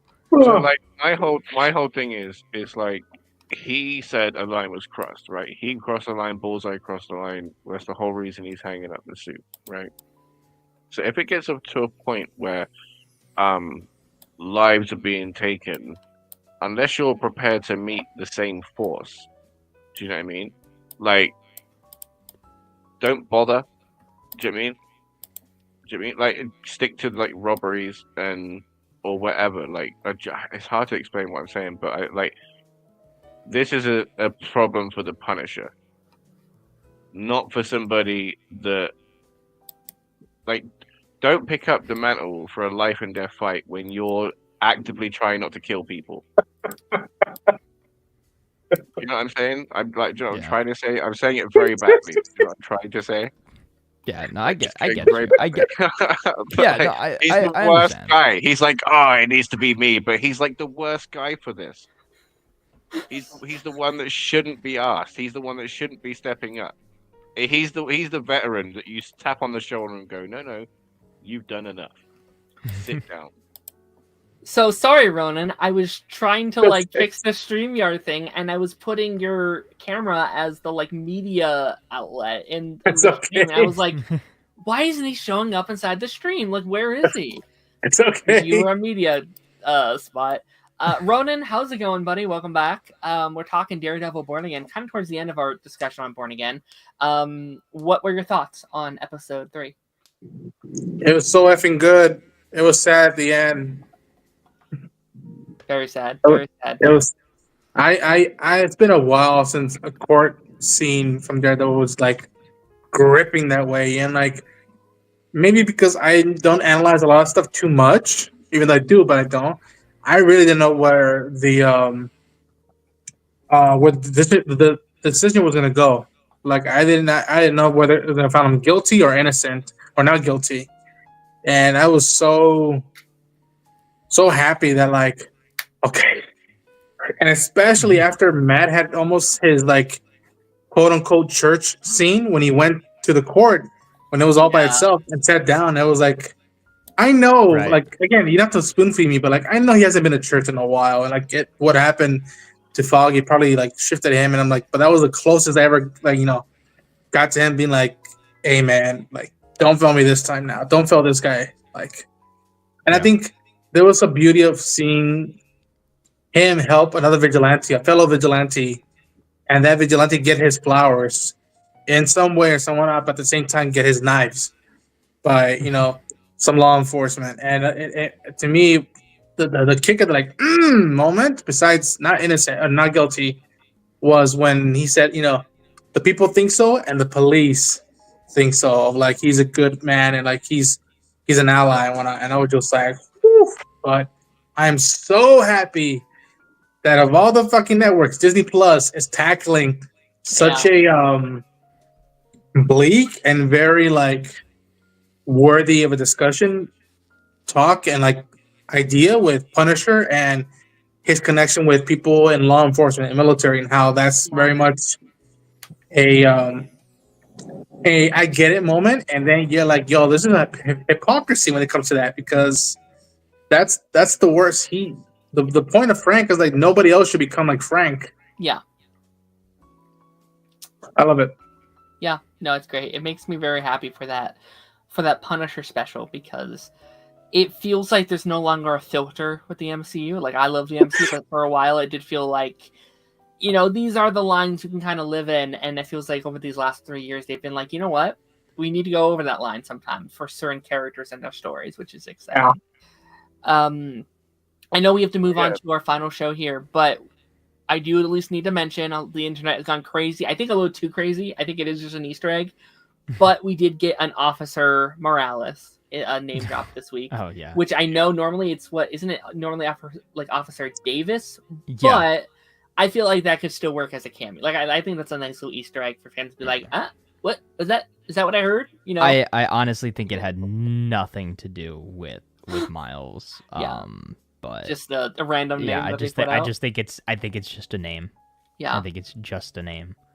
Blind Wave made a really good point in their video though, where it's like Marvel would do that a lot, where they will make an accident and then they'll be like, "Oh yes, right. that thing that we said in Daredevil, that was him." It's just like when they had that kid in Iron Man. Yes, Iron Man that's 2? exactly what I was thinking. It's like they're gonna retroactively take credit for having such a smart, piece of foresight, but. Right. Even though it was just a complete accident and it just works out that way. I don't think it was anything big. Because I almost feel like again, I know we have to move on here, but I almost think they will have to go with the multiverse Miles at this point, unless they do the reboot in Secret Wars. Because we had that Easter egg of Miles in Homecoming nearly 10 years into the MCU since that scene, right? So he's got to be older than 16, 17 at this point, so you may have to either multiverse Miles, or you could do Secret Wars that just resets the whatever, but... Yeah. Yeah, you're right. Because what? Yeah, that was... Yeah, that's how mine would be.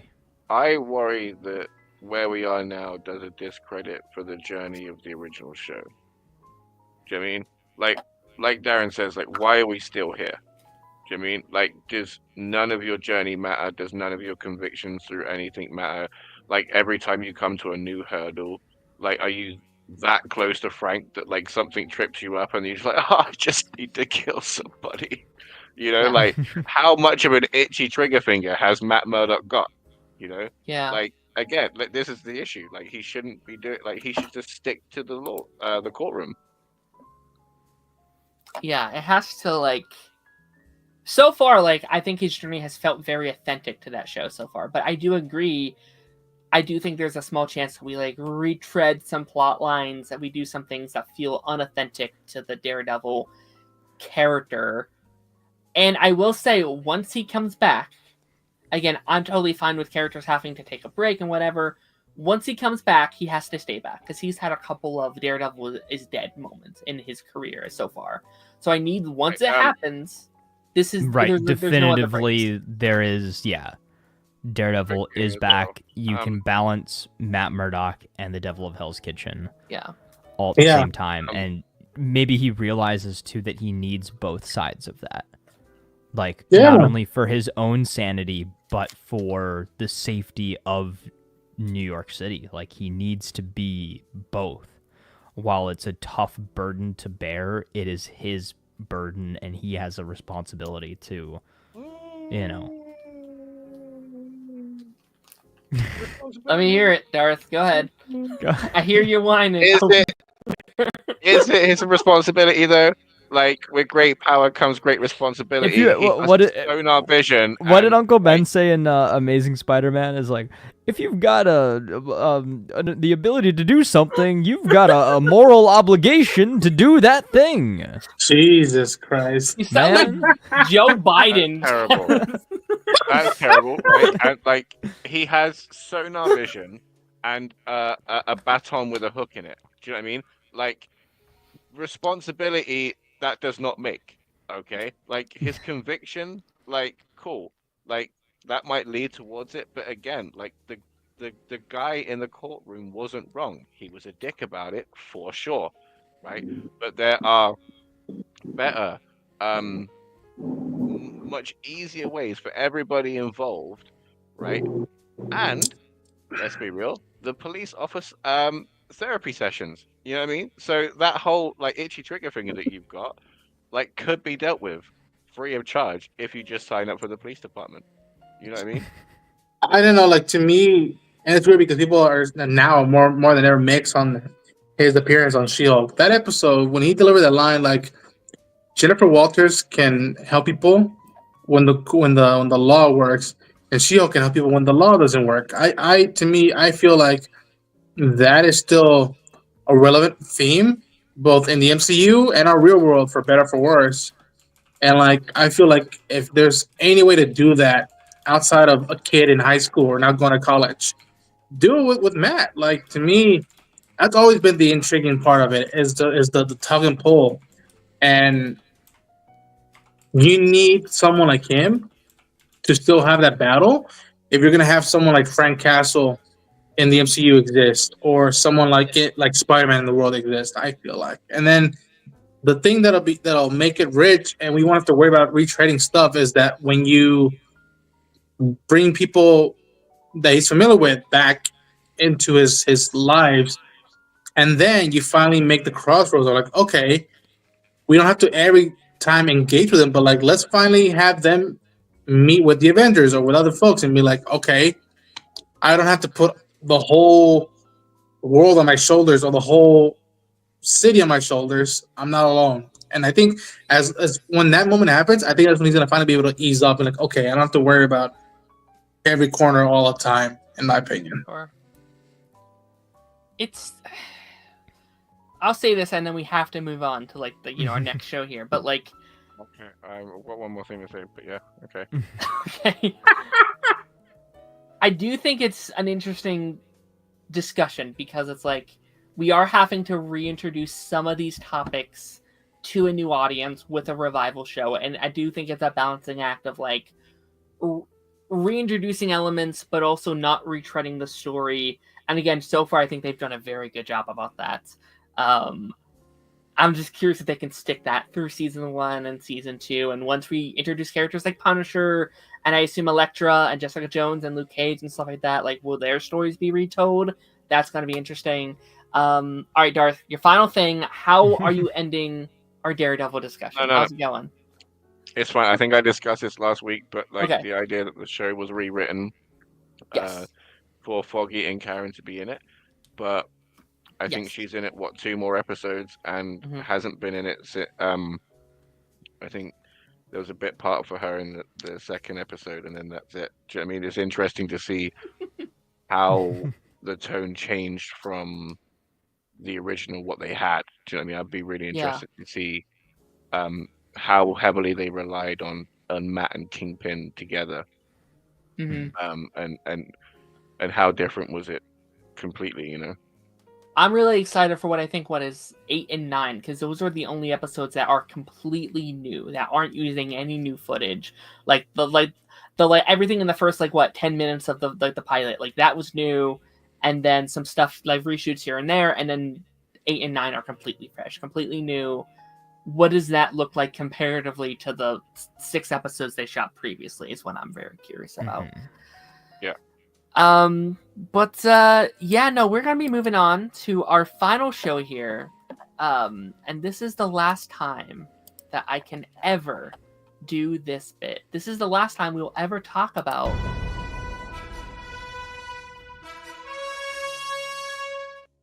until next year, of course. Why can't I still see him?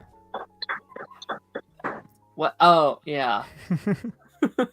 Not Invisible, Taz. Invincible. Okay. We should next week then cover Invisible, the show that's clearly like a spin-off of this in some way, shape, or form.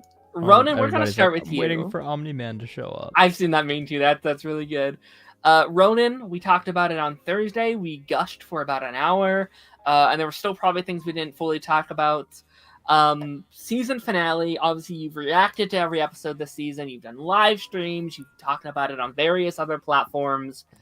How are you feeling? Almost a week removed from the finale. How are you feeling? Thank God this show exists. Thank God. Or whoever the fuck is in charge of the world and space and time, whatever. I don't care who it is. I love this show. It's like not even the episode as a whole, just moments in that finale. I was like, yeah, this is why I'm a fan of these actors and actresses, why I'm a fan of animation, why I'm a fan of this franchise, and why I don't subscribe to the comic book. What's the thing they always say? Comic book fatigue and what? Yeah. Like I don't subscribe to that. I get mediocre fatigue in big IPs and stuff like that because you can smell it from a mile away. But I don't smell it near this one at all.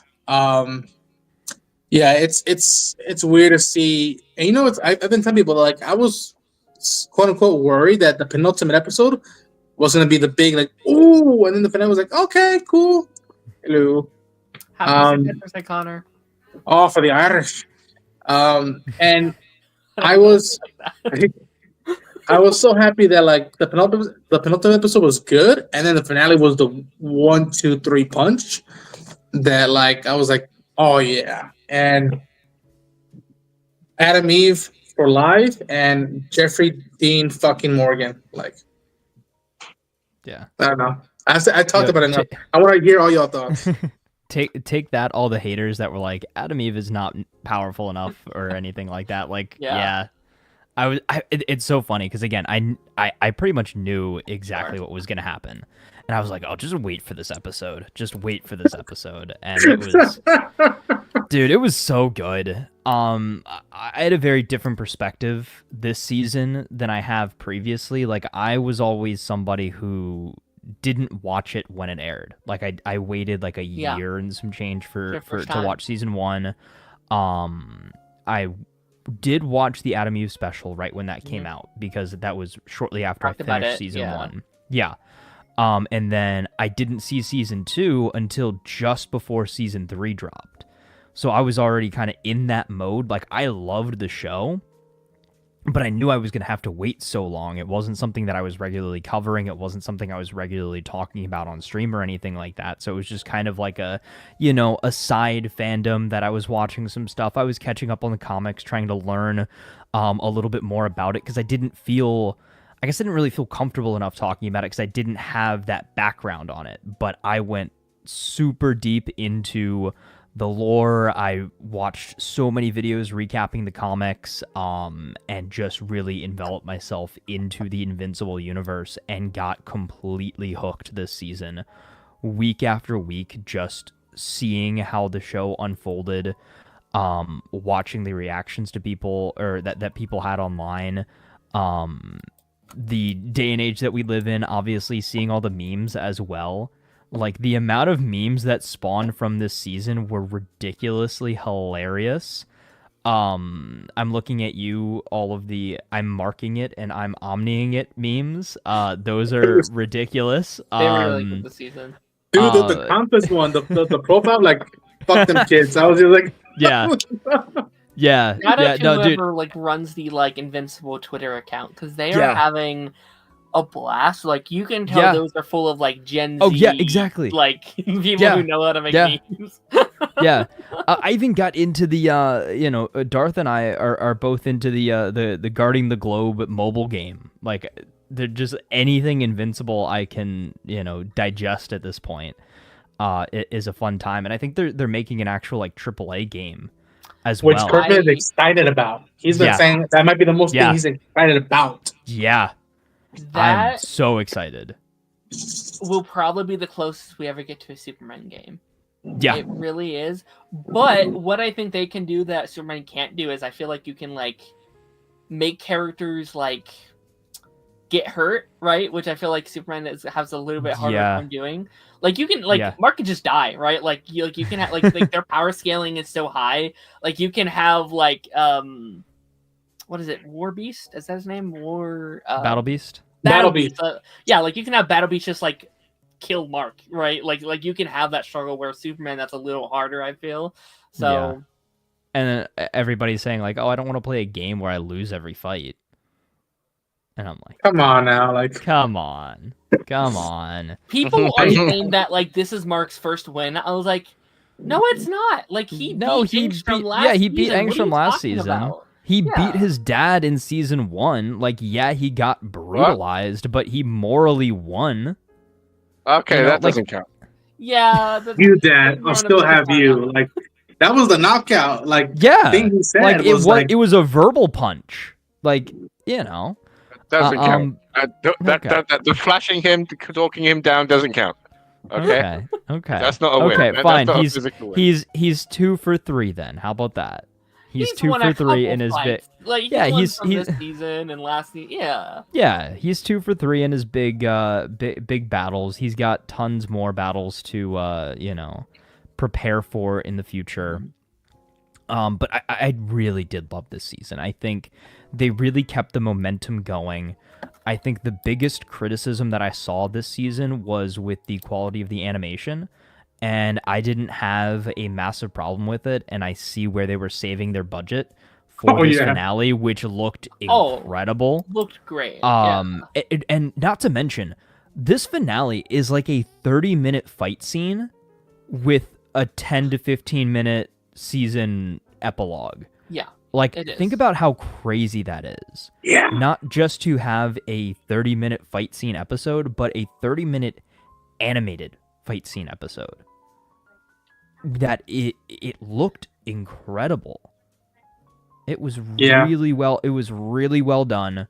Again, they did a lot of new things, but they also stayed very true to the source material with it.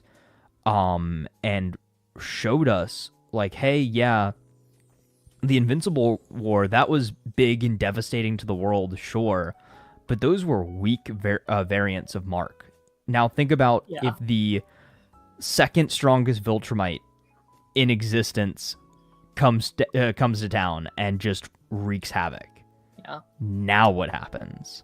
And now imagine 50 of those guys, that are probably going to be coming. So, like, that I think really puts, like, stakes on this show. I think that was kind of needed because I think we're really feeling the, like, okay, Mark's doing really good. Like, I think it puts things in perspective of, like, Mark should have died. Like, Mark, he broke both of his arms and his spine and his legs, and Eve was murdered, and like Eve was literally dead for a second. Yeah, me.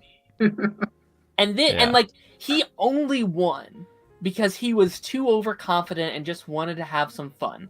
If Conquest wanted to like beat Mark, he could have in like minutes. I think he could have ended him easily. He was just toying with him. He was he was having fun. Like, and that is so sadistic. Yeah. Like, Mark is giving his everything. Like, dude literally blew a bubble in space in the shape of a heart. Like, that was funny. That was great. It's iconic, dude. I have a question. Yeah, go ahead, buddy. Right. So, like, obviously this is an adaptation, right? Yes. But I'm going to be using some comic book things for my reasoning as to why I think this, right? So, who before I get into it, like, who do you think Damien Darkblood was talking to with his Demon Lord, right? That's completely new for the show. Apparently there was Satan. a cut. Yeah, I mean, I think that's the implication. They there said, was this is stuff they couldn't use in the comic that they're trying. Yeah, it was like a cut arc or something. Yeah.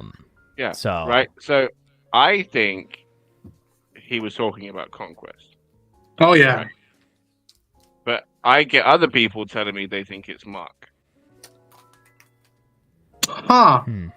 I mean, I kind of thought Mark as well, just because I was like, it's his show. But like, I ended that scene being like, I don't know what the fuck is going on. Like, it's the animated Dark Blood 4, but it's like, yeah. what the fuck is this? Right, All right, I okay. guess. I was like, Okay, what 'cause is my this? thing- Right, because my thing, right, is again, like it's an adaptation, right? So they will be taking some liberties. But in the comics, from what I got told, Damien Darkblood comes rushing back like later on when he's able to, and then it's like, oh, it's Omni-Man, it's Omni-Man. And they're like, dude, yeah, we know, it's been a minute, calm down. Yeah. You know what I mean? Yeah. So like he has no reference for what's happening on Earth. He has no sight. He has no like he's a detective when he's about, but like when he's not about, he ain't about. Do you know what I mean? Mhm. So like Yeah. how he has no reference for nothing. So unless he's talking about Omni-Man, right?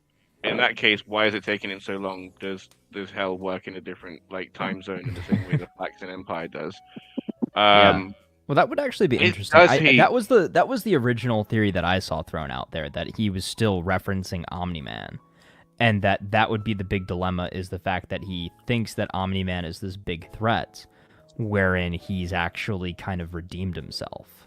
Yeah. In a way, I get what you're saying, but yeah, and just out of curiosity, did you guys recognize who voiced the Fallen, the guy who they're saying is practically the devil? No. I saw that it was somebody big though, right? I don't remember. I'll give you a hint. One word. Groovy. Oh, Bruce Campbell. Yep. Oh, really? Okay. Yeah. But My, it's my brother's fucking gonna like that one.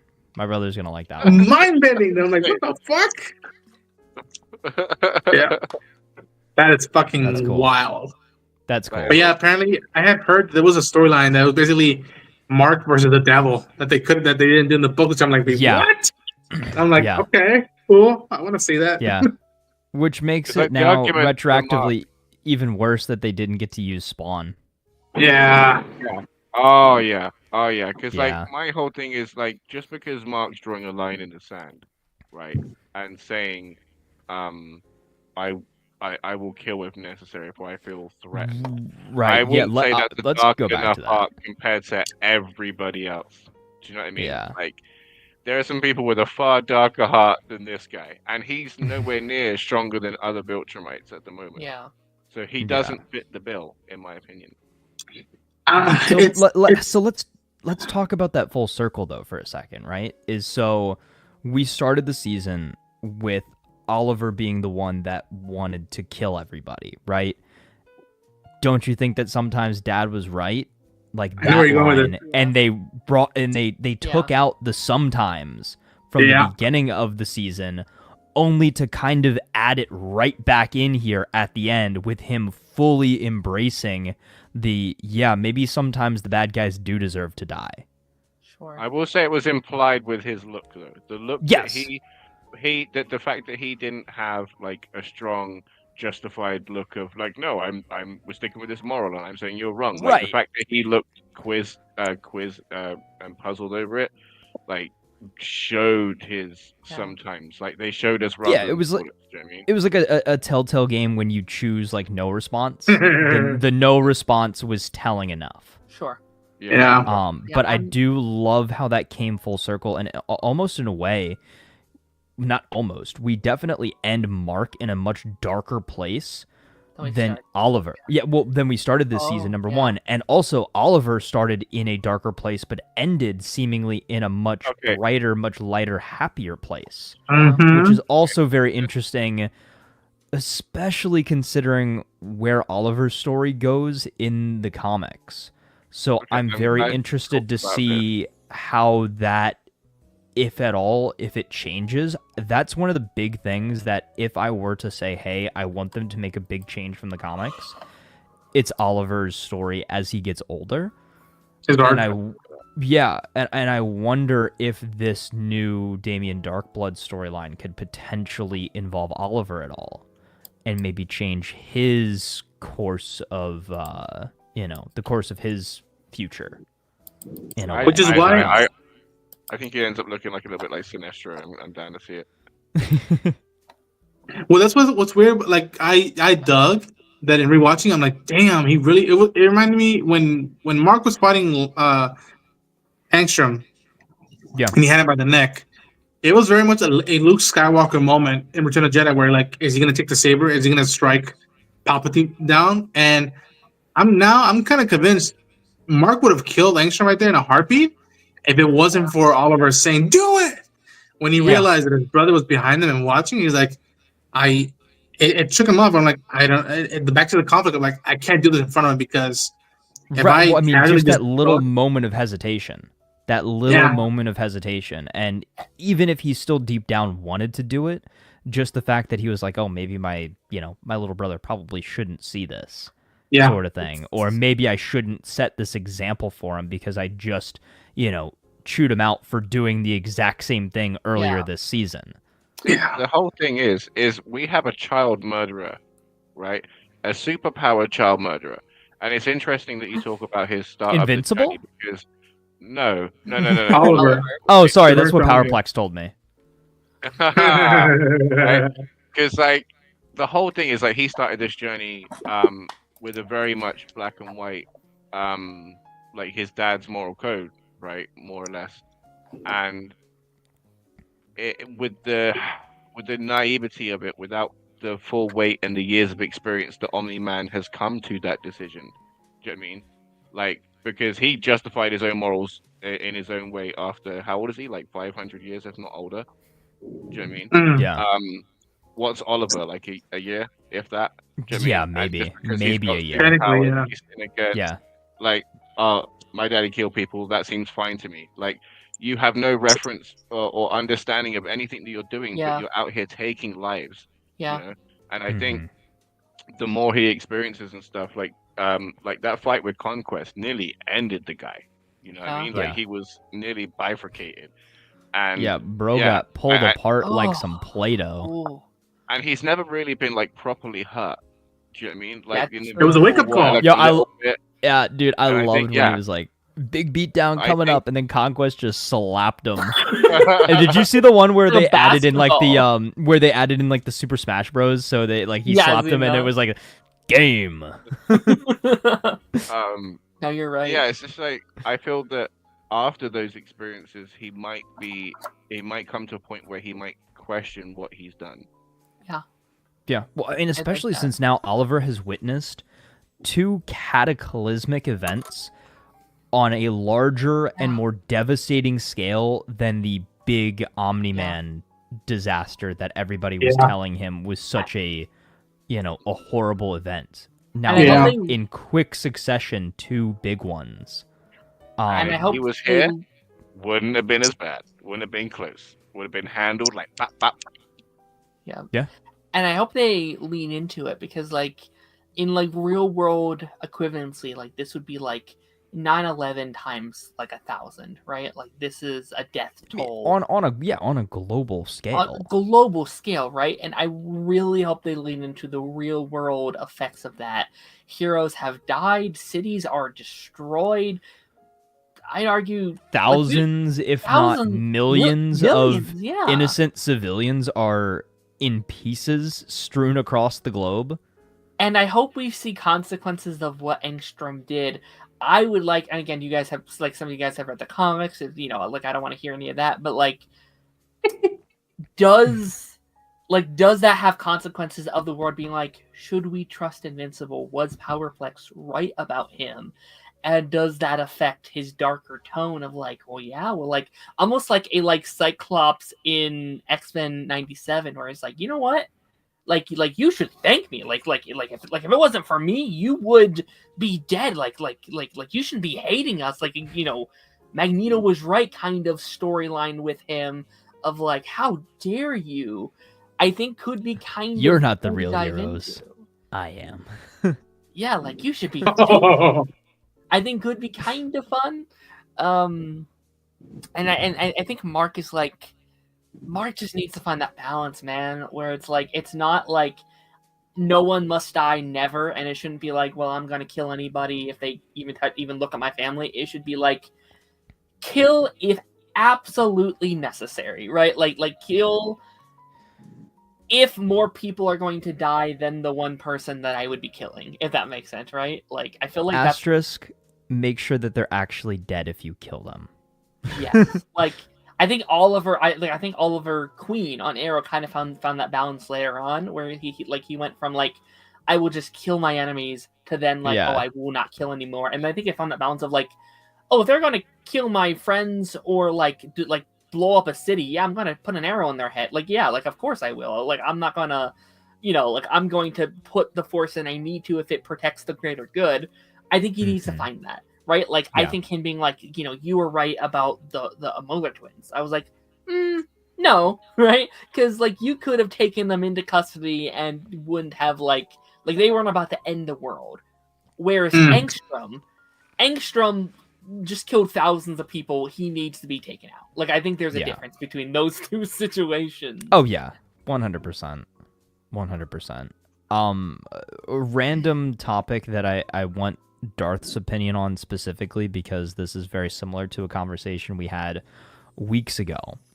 Okay. On the whole robot taking Rex's name scenario. What do you think is up with the timeline? Because in that original future timeline, we got robot with Rex's name. However, that is a timeline in which the Invincible War never happened because Mark never went back to the main timeline. So why would robot take Rex's name if the Invincible War never happened and we didn't have to have Rexplode sacrifice Rex himself? Still is a hero, right? And just because the Invincible War never happened, the Viltrumites would have still been a looming threat. So he would have most likely died in some sort of horrific fashion, being a hero, So yeah, that's kind of my answer too. I was just wondering what you thought about that. Yeah.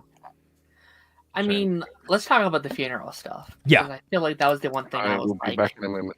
Okay, no problem. And that was the stuff I was like, all right. I don't know if I just love Rex too much. Like, I don't know if I'm just too attached to that character, but I still feel like I'm glad we got a funeral scene. That was a need for me in this final episode. Yeah. But I still feel like it felt iconic very part. kind of rushed, kind of brushed over a little bit. in universe disrespectful, like not like a writer's like, oh, they don't care about Rex, but like in characters are being disrespectful to Rex in universe of like, yeah, the like Rudy, right, like taking over, like taking Rex's name and like, oh no, my friend is dead. I'm going to further commit identity fraud, and not only do I have his face, but I also stole his name. Yeah, it feels. I don't know if anyone saw Wicked, like in the last year, but there's a scene where like Glinda, the like very like selfish character, is like, I'm going to change my name to like one letter different, to like say I'm honoring this person, but it's really just to get attention and to seem like I'm a good person. While I don't know if that's what they were going for, it does scream, "Hey, look at me! I'm doing the noble thing for a friend." It's like, no one asked you to do that, buddy. I don't feel like you have to. Like, same way no one asked him, like him cloning himself, what, season 1, season 2, whatever. Still really messed up thing to do, right? Like that's still kind of weird that he did that in the first place. I don't know. Yeah. I think I told you that, like, to me, that stuff should have been saved for season 4, first episode, to let it breathe, have a year of like, quote unquote, mourning for us fans about Rex. Because, and I don't know if I told you this, Taz, but like, where I would have ended the finale, and it would have been like a big bum, is the very like Leonardo da Vinci gravity poster of like Eve and Mark all bruised up at the end, and be like, okay, they're alive, but what happens afterwards? And like that would have been a good like, you have like, wait, what about Oliver? What about this? And let time for like Rex stuff to like settle in and not feel too rushed, because a lot of stuff did feel very much like it was like, oh, here's tune in next season. These are the villains. This is what he has to go up against, and then Yeah. and if there's even a 1% chance, that nobody, to me, Yeah, I even though I got it, but I was just like, that felt like should have been saved for later. I mean, the reason go ahead. I definitely agree because like I was thinking about like what you were saying about that all week because I was like, do I agree with that? Do I? And I think to an extent, like I like the final scene being like, I will kill them if I have. Like I think that's the perfect final send off to the season, all coming full circle. I think that needed to happen. So I think have them laying in the dirt, have everything with like his mom being like, man, I'm so sorry. Like this is all because of me. I think that's all perfect. The Eve stuff is perfect. But yes, I think cut out the like setting up stuff, cut out the Cecil keeping the head thing, cut out the funeral, save that for season 4, the first episode of season 4. I think I would agree with that. So I guess my perspective on that is I actually kind of like the way that they ended the season. Is they gave it a really good bookend. I've noticed Invincible doesn't necessarily leave a ton of cliffhangers. Like, think about it. Season 2 could have ended with Mark stranded in the other, in the other timeline or in the other dimension. Like, that would have been, a way to do it. Or like, I think the biggest cliffhanger is just Nolan flying away at the end of season 1. Like, I think the fact that they actually kind of wrapped everything up in a nice, neat little bow at the end of the season told us exactly where our characters ended, what their trajectory is for next season, but also left it open-ended enough that we can have a substantial time jump in between seasons. I think that's been the biggest thing, is there hasn't been as much of a time jump in between seasons as you would think that there should be. So I think that this leaves us open. We could really take a year. We could. Like, we could really just, like, realistically take a year, open up the next season, and say, okay, Mark has been, a little bit more brutal. He's killed some villains. Like, maybe give us a montage, show us some villains that have popped up here and there that he's just ended, and show maybe, Cecil becoming a little bit more concerned again, maybe Robot becoming more concerned, Eve maybe is still struggling with the fact that she knows she can literally like revive herself from the dead and trying to figure out her powers and everything. Also, not to mention the little teaser with how her powers interacted with Mark's suit. Like, I know that's a thing as well, and that's very interesting. Okay, so like I it. had like an internal struggle when that was happening because I went back and forth for a couple minutes. The first one was like, what the fuck is that? Is this some like Venom-esque thing coming in here? And then I was like, oh no, it's like an artistic symbolization of like them working good together, and they're, like it's not actually there. It's just like an artsy, symbolism thing. And I was like, Invincible's never done that before. Why would they start now? It's some weird supernaturally thing that's happening to them. I have no idea what that was. It's a result of Eve reconstructing herself, I believe. Are we talking about the purple goo? Yeah. Yeah. Okay. Are we talking about the purple goo? Okay. So the thing with that, right, is if that is harvested in the right way, that could be used as a way to kind of basically retro science another Atom Eve, right? Because like that's how you they were trying to get the super soldier serum so they could get a sample of it so they could replicate it. Like, it's the same thing with the amniotic fluid of Atom Eve. If they get some of what she's juicing out, they know what she's like basically made of, and then biff baff boof, find another homeless chick, you got your baby. Yeah. That's a really good segue too, Darth, because now we've seen a bit more of those Mark clones. Those Mark clones that Cecil has cooking up, right? Oh yeah, the Viltrumite Reaniman. Yeah. That's interesting. We can talk about Cecil for a moment, okay? Okay. Cecil was right, and I think that this episode proves it, except for the fact that he kept Conquest alive. That was stupid. There we go. That was stupid. That was stupid. Listen, I'm really excited to give you your flowers a little bit, Darth, because like Yeah. I've disagreed with you all season on the Cecil thing. Like Hang you know, on, like we've gone back and forth. Here we go. But finally, I will say he crossed the line. For Cecil has gone too far. Where I'm like, where I get where he's coming from. I get why he did it. I'm saying it now. This was a mistake. Cecil crossed the line, and I'm so excited to see. Especially right after Mark has just come around and said, "Okay, Cecil, I kind of trust you again." And he's like, "Sorry, taxpayers." I was like, here's gosh, dang it! Why, Cecil? Why?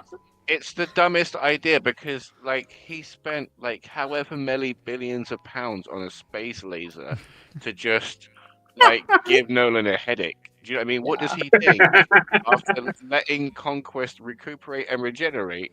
That he thinks, oh, a bit of concrete and some bombs. What is he trying to do? Give him a tickle. You know what I mean? Like, what's happening here? Yeah, that's not going to do nothing to him. Like, it literally took the two most powerful pragmatic beings. guy. Yeah, he's like the whole reason he sat there and betrayed Mark, right? If he didn't betray Mark and he was actually somebody he could rely on, I don't think that Mark would have had lent so hard into his arc. Do you know what I mean? Like, if Cecil hadn't betrayed him and he had some kind of father figure or authority figure that he felt that he could trust, 100% he wouldn't be rebelling so hard. And he wasn't, right? Because again, he could have done the same thing to infrastructure. Okay, you do not surgically graft like Kraken screams into people's heads, especially friends and extended family. Yeah. You know, well, all I'm gonna say is he better have a bajillion JBL speakers ready on deck down there in that holding chamber, so that he can try to minimize Conquest. I still think Cecil was overall right. But what I will say, after the situation, he needs to just sit down and have a conversation with Mark and be like, listen, I know I crossed this line. I know I like what I did was fucked up. But I need defense. We need to stop this from happening again. And I think Mark would agree. Is like, let me work with you to do something to stop this from happening again. If that's implanting those speakers all around the world, if that's putting more stuff in your head, if that's doing whatever, just to have that conversation and them working together finally, be like, how can we properly stop this? Because he's now seen what happens when he doesn't trust Mark, and I think he can fully trust Mark at this point. How do we work together? But Mark can't trust him. Yeah, though. I mean, how dare you? Not you, but how dare right you? Is literally right after they had come to terms with things. Why does Cecil once again go right behind his back? Yeah. And I know we're talking about the big Conquest thing, but the fact too that he kept dead Invincible variants to make more Reanimin as well. Like, Mark didn't like the Reanimin to begin with, but now having Viltrumite Reanimin, like, what is he? But you have to argue though that is a pragmatic thing to do, right? Like that. Yes, no, I think that will be in defense corner for. Right, that's a little bit more easily defensible. Yes, but how do you go about it matters as well. Like, especially after you told them, listen, if you need to talk to someone, it's just like that's a huge thing to tell them after what you've both been through and be like, listen, I'm here to talk to you anyways. Okay, keep making those enemies. Go. It's just like Yeah, he's just like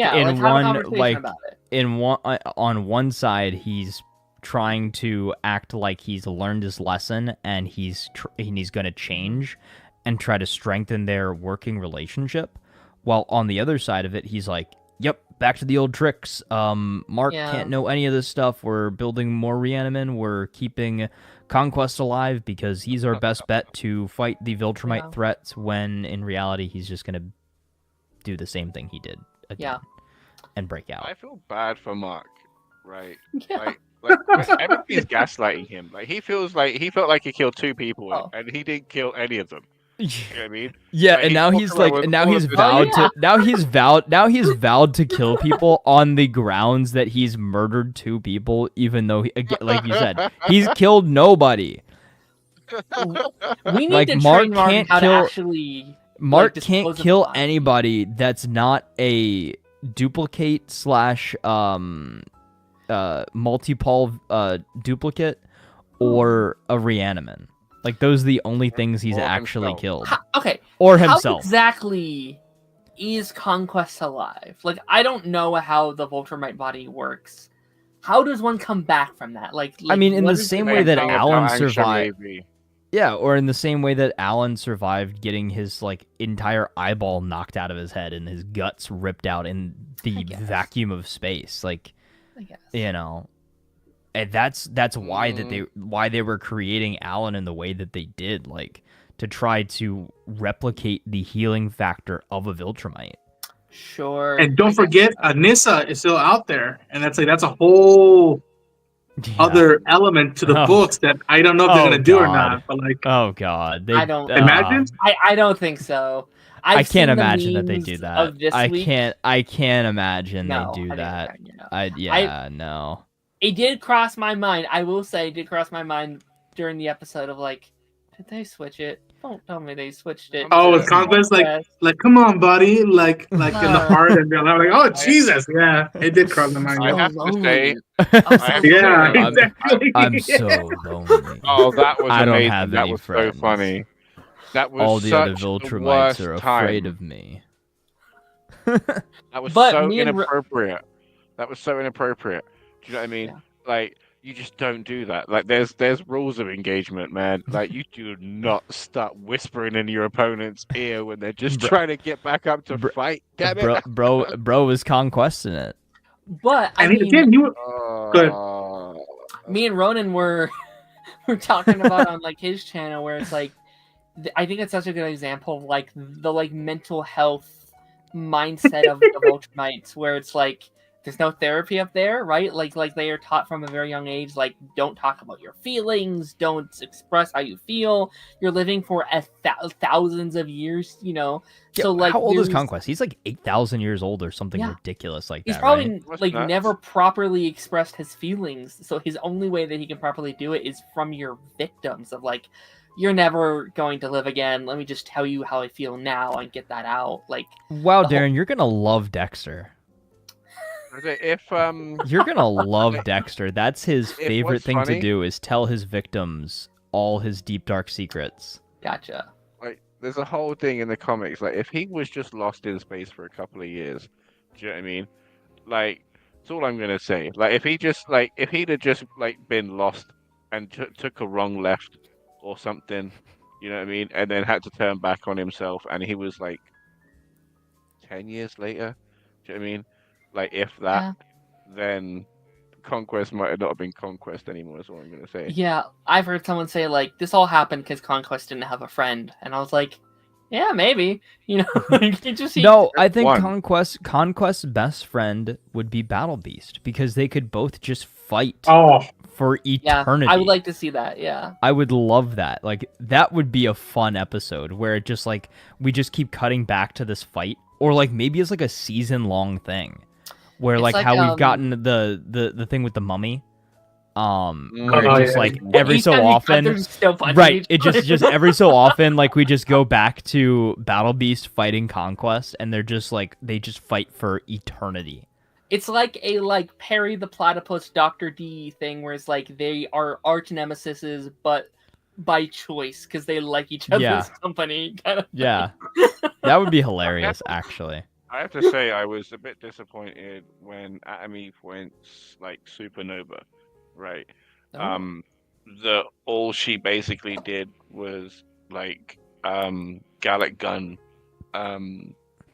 Conquest, right? Because I was expecting like some Ben 10 universe X guy, like whatever Yes. his name is, you know what I mean? Like Alien X. Yeah. Like, I was Alien X, expecting some supreme, like, I'm changing things on a DNA level nonsense. Right. Do you know what I mean? Like, she could have turned his hands into flowers or anything. Like, she could have Cersei the Conquest, do you know what I mean? Right. But all she went was an expression of energy, which again didn't even kill the guy. Like it just burnt his chest and Right. gave him radiation poisoning at most. You know what I I'm mean? wondering if that, because like I had also thought about that, and I was like, maybe it is because she just brought herself back from the dead, right? So maybe all of her energy went towards that. She gave one and she Right. passed out again. This is something Right, she I'm maybe excited didn't to have go- like the mental fortitude to actually Right. just like think of all these things. Like you kind of have to, you know, I'm be wondering- in the right state Yeah. of mind to use those powers in that way. Like It's a she new just muscle kind of, she just found. right, like she But there's- used but all she of does her work fight on or flight. instinct very well. Right. It's a very fight or flight style of powers. So she used it to revive herself, and then she used it to defend herself in the best way that she, I guess, subconsciously thought possible. Yeah. Shoot a She big could giant have laser at literally- this guy. She could have literally like split him apart in the middle. Do you know what I mean? She could have literally like just went no more, and then just like used her hand and just like boof, he's in the middle. Do you know what I mean? Like she could have done anything, but she like again, I get it. Do you know what I mean? Whatever, but like again, she's in like her primal state. Do you know what I mean? Sure. I understand the situation of why she's there, but again, at that power level, I don't think forethought, like the frontal lobe part. Do you know what I mean? Like the whole brain's working on with cosmic energy running through it. I think it's fine. Sure. I Yeah. expect also- more if this happens again. I expect more than just the Yeah. I mean, Yes. black. That's where Right, I'm like, all right. Yeah, I think It it's going to happened once when she continue was to a kid. evolve. Now she's an adult.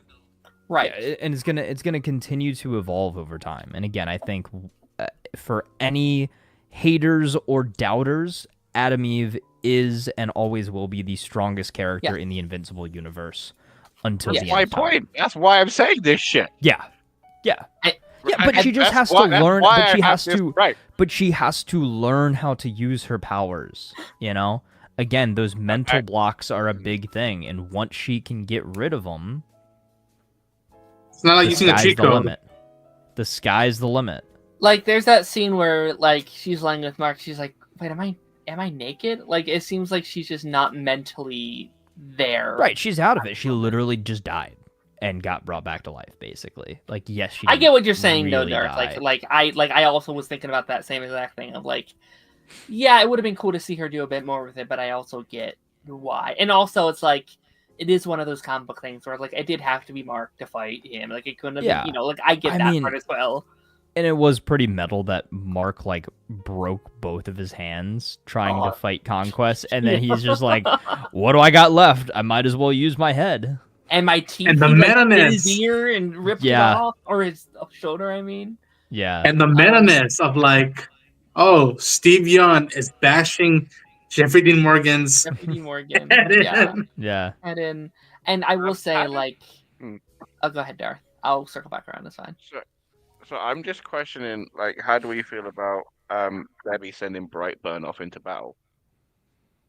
I Wait, what? was at first I was shocked, Oliver. Oh, uh, gotcha. I yeah. got there. Excuse me, I man. think it was the only. I think it was the only choice because he was gonna go regardless. Like she had to, talk to him and just be like, "Hey." he's like a year old in an 8-year-old's body, super powered or otherwise.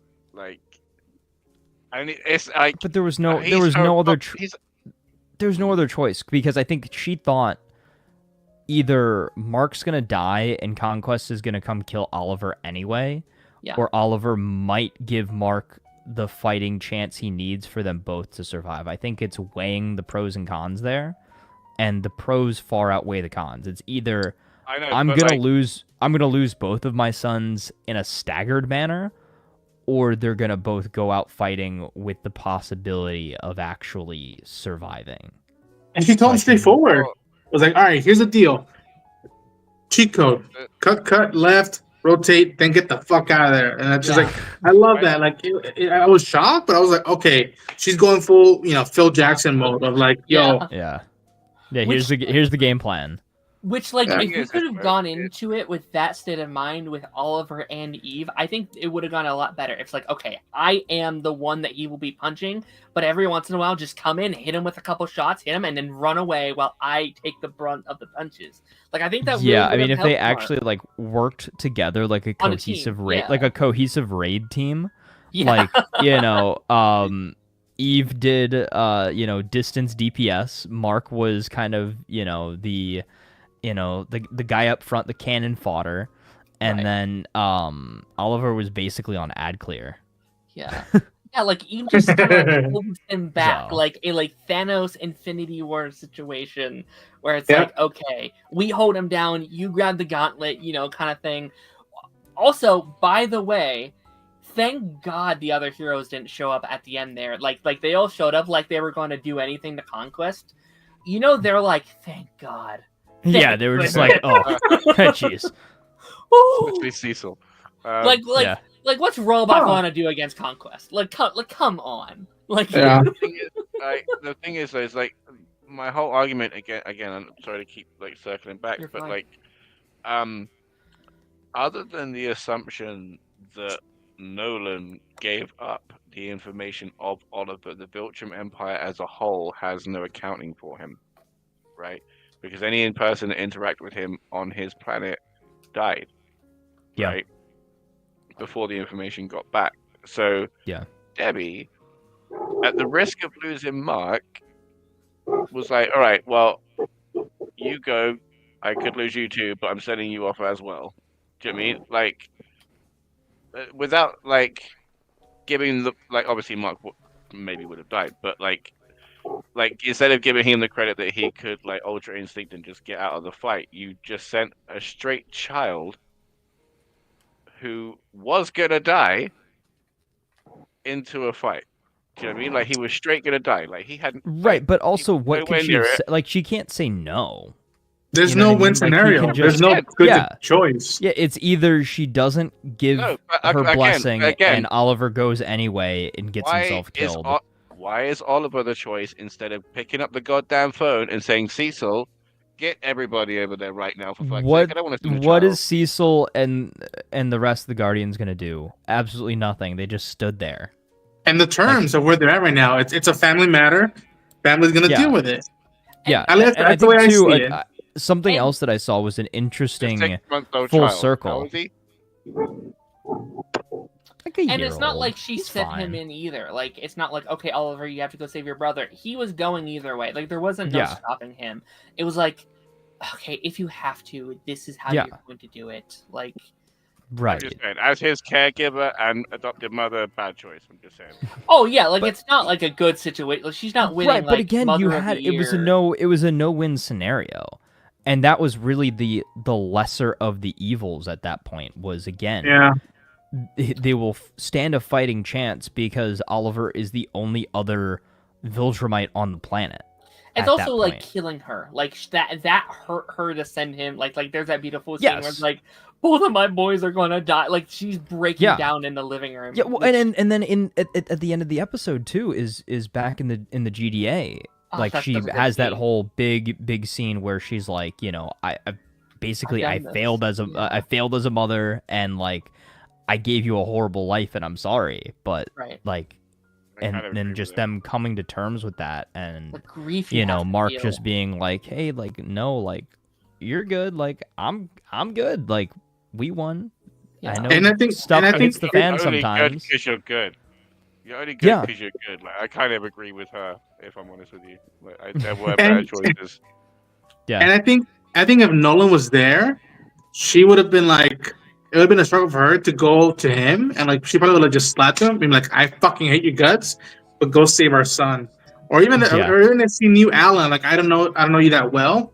But my son trusts you. I need you to go help my son. Like again, like it's like she knew that her boys are potentially stronger together than they are separate in that moment. And again, inadvertently, he accidentally showed Oliver like, yo, like there's consequences to being part of his life, and almost subvertly woke him up to be like, you can get hurt. You can get hurt, and like Yeah. you can't go rushing into stuff like that. And To me, yeah. But I mean, sorry, I feel like sorry. he This is knows definitive. though. I got this is definitive. You ready for this? Yeah. This is Yeah. this will end it now, right? Okay. Okay. Debbie knows for a fact, yeah, that Mark left because of the implant in his head with the Kraken noise, right? So she knows there is a disabling means for Viltrumites, right? So she literally had to just say, Cecil, can you come down with your Kraken maker, right? It might hurt Mark for a little bit, but it's going to stop the fight for 30 seconds. Do you know what I mean? That's all it would have taken. Did they That's all fix it it, would have though? taken. Because it broke last episode, right? during the Invincible War, Yeah. They have like they're sitting there making reanimate. Like they have the means to make a new Yeah. Kraken maker. They're fine. Do you I think they will put? Do you say- think they put new ones in Mark and Oliver's heads because they were both in GDA hospital? You know, in the GDA not hospital. again. You think they put another one in their heads? Yeah. Can you imagine the betrayal? I will say, Darth, and like you talked about this like early season, we do need to be reproducing those at a global rate. You are right. We need to put like we need to Tony Stark it, put an armor around the world, Yeah. put it in need every to really house around the weaponize it. globe. Like it, you are right about that. Like that is Yeah. a pure fire way to take one down, and we haven't seen what it does to like a full blown Viltrumite yet. But I would be Yeah. interesting to see like how that worked exactly. Yeah.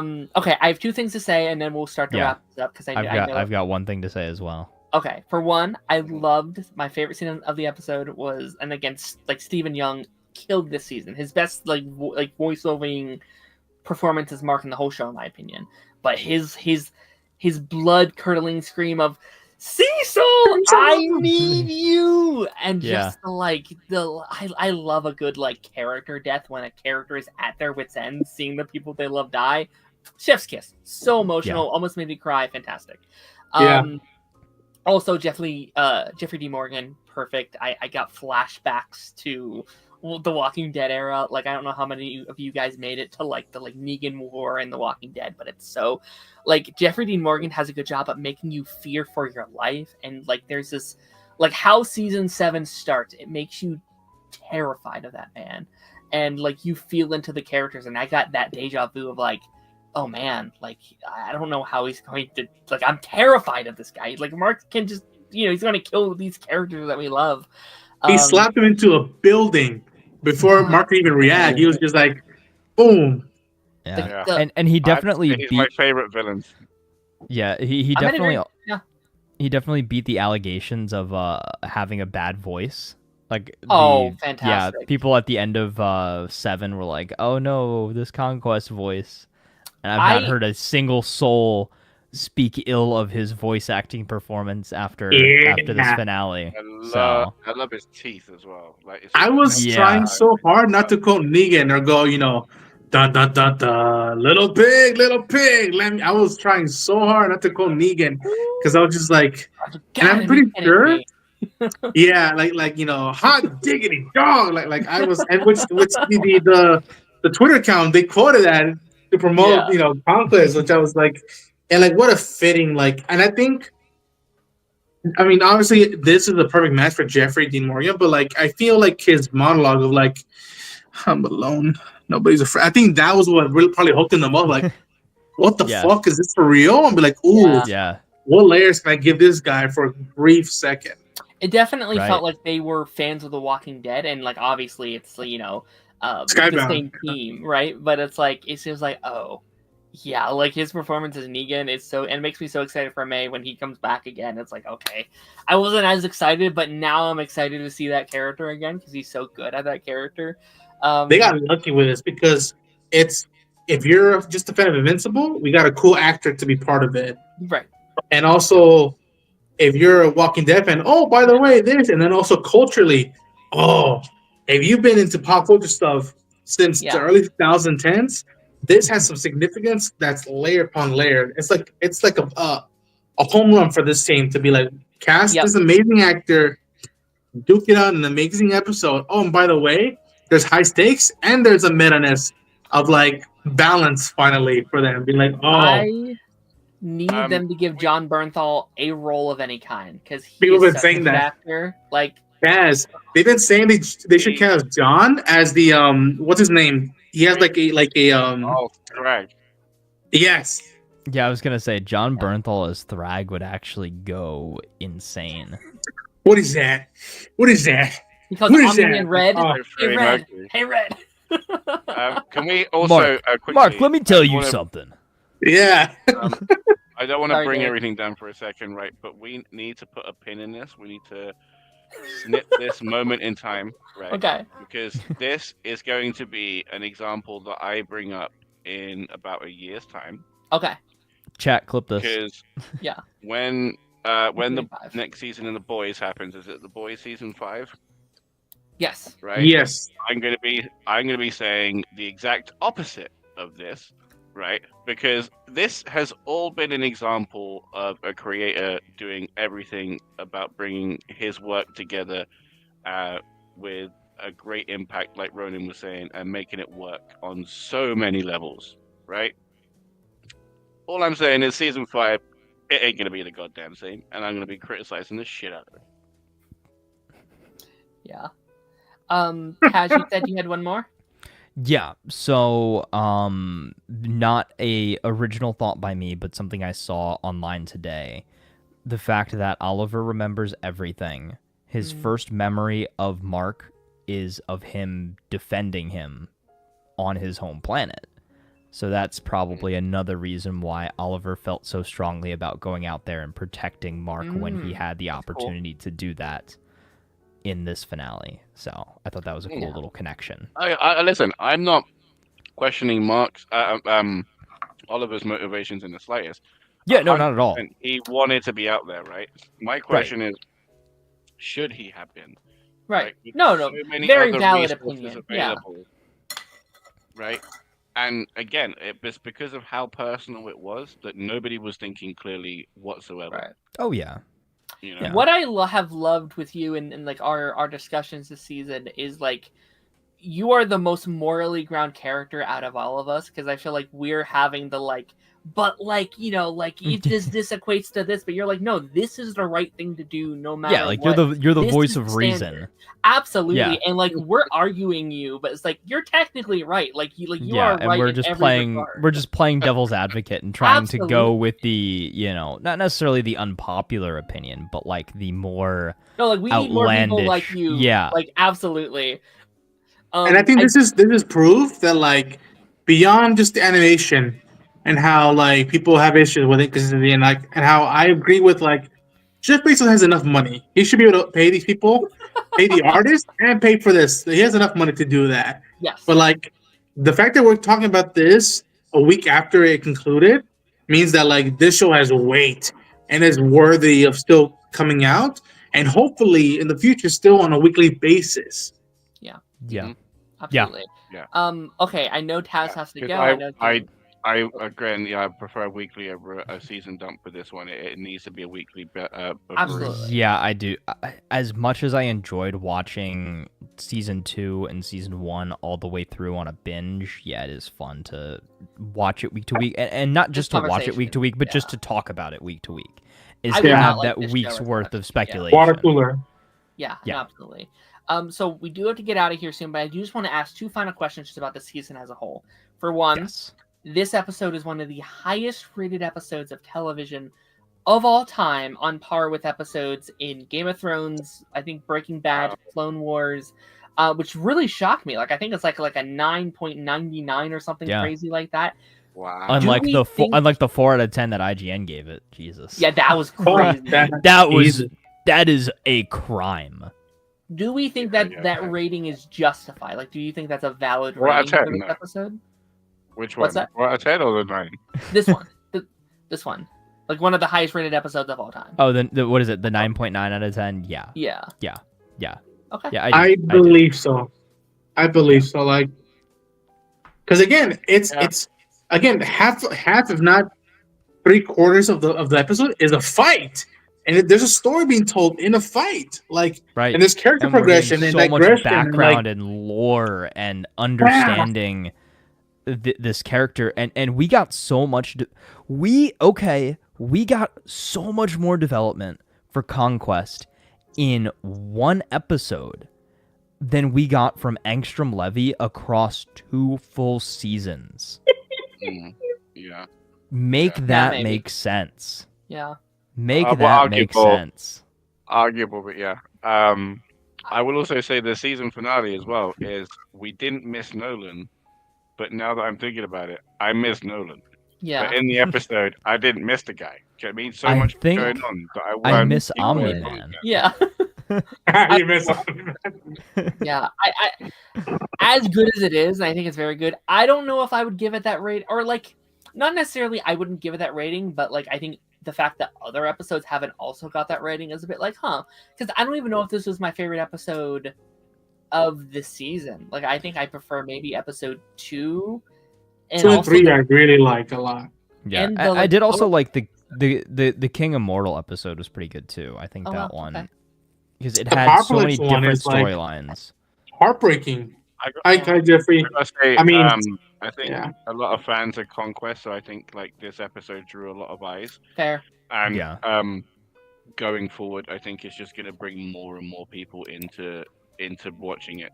Do you know what I mean? Oh Because yeah, and there's this was the big so shout. many clips in shorts that people Yeah. have been seeing and skimming past and going back on, and It- when it gets to like the big fights, like everything that's coming, do you know what I mean? All the stuff that everybody The keeps beach teasing scene. each other.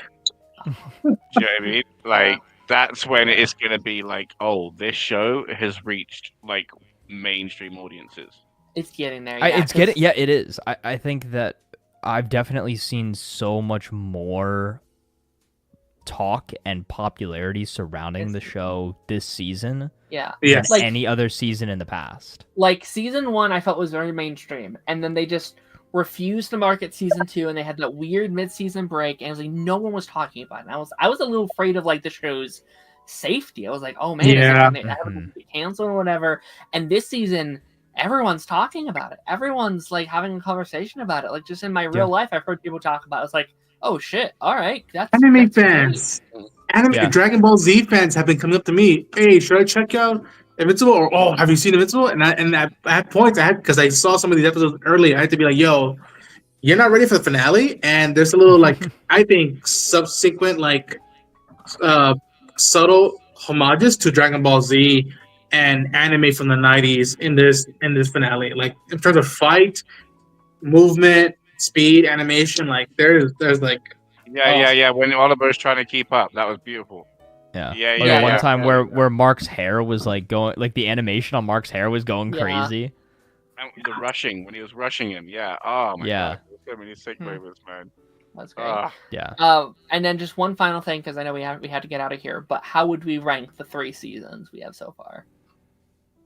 Interesting, very interesting. I would say 1-3-2. As great as 3 was, it can't top season 1 for me. 1 as your top, Yeah, then 3. Yeah, then, okay. yeah. 1-3-2.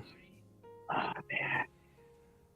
Oh, that's so man. I know, and it's a tough choice, It's but hard. I think Yeah, they're all great seasons. it of just television. again, like I almost have to think about it from the perspective too of like I wouldn't think about like enjoying the season on its own. Like you couldn't enjoy season 3 without season 2. 1. Yeah, and Sure. yeah, you're right.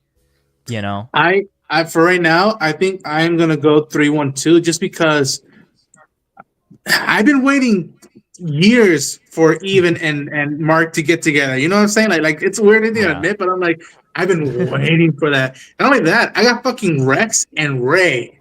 Like how much I love that storyline. And I would throw Adam Eve special up there with seasons 1 and 3. Like that special was so fucking good. It was. Soundtrack, animation, the story. I love that one, and that one doesn't get as much love as I feel like it should. Just like these Right. seasons, so I would go.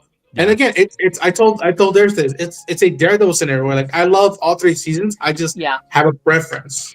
right, and I And agree. it's not like love it's not like a season being lower it makes it bad. It's just No. I like these seasons more. Yeah. Absolutely.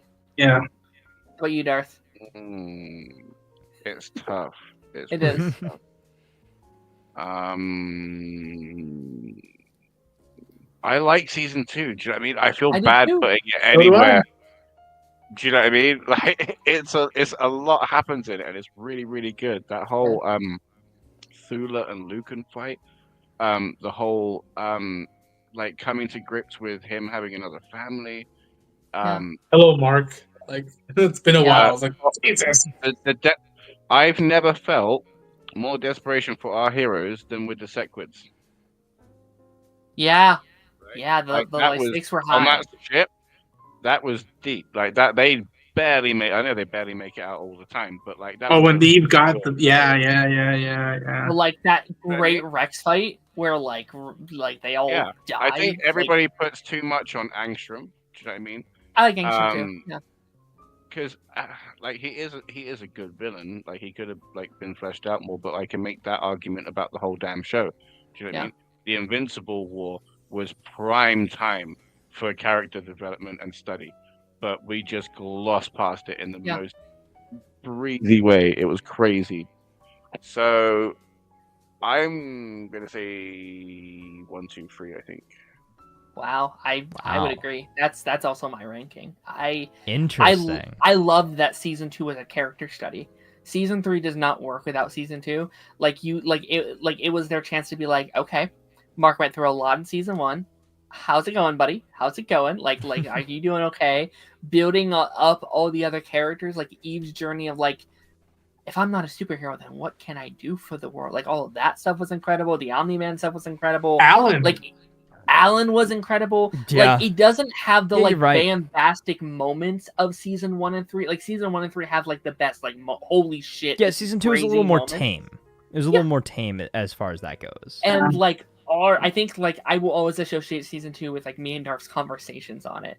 And like we would talk on here for hours of just like, what does it mean to be a superhero? And like especially the like Amber and Mark stuff of like, what does it mean to be in a relationship with a superhero? What are the consequences of that life? That it's just like the like combination of Invincible season 2, X-Men 97 season 1, peak experience. Like it's just such a good conversation on both sides of the fence.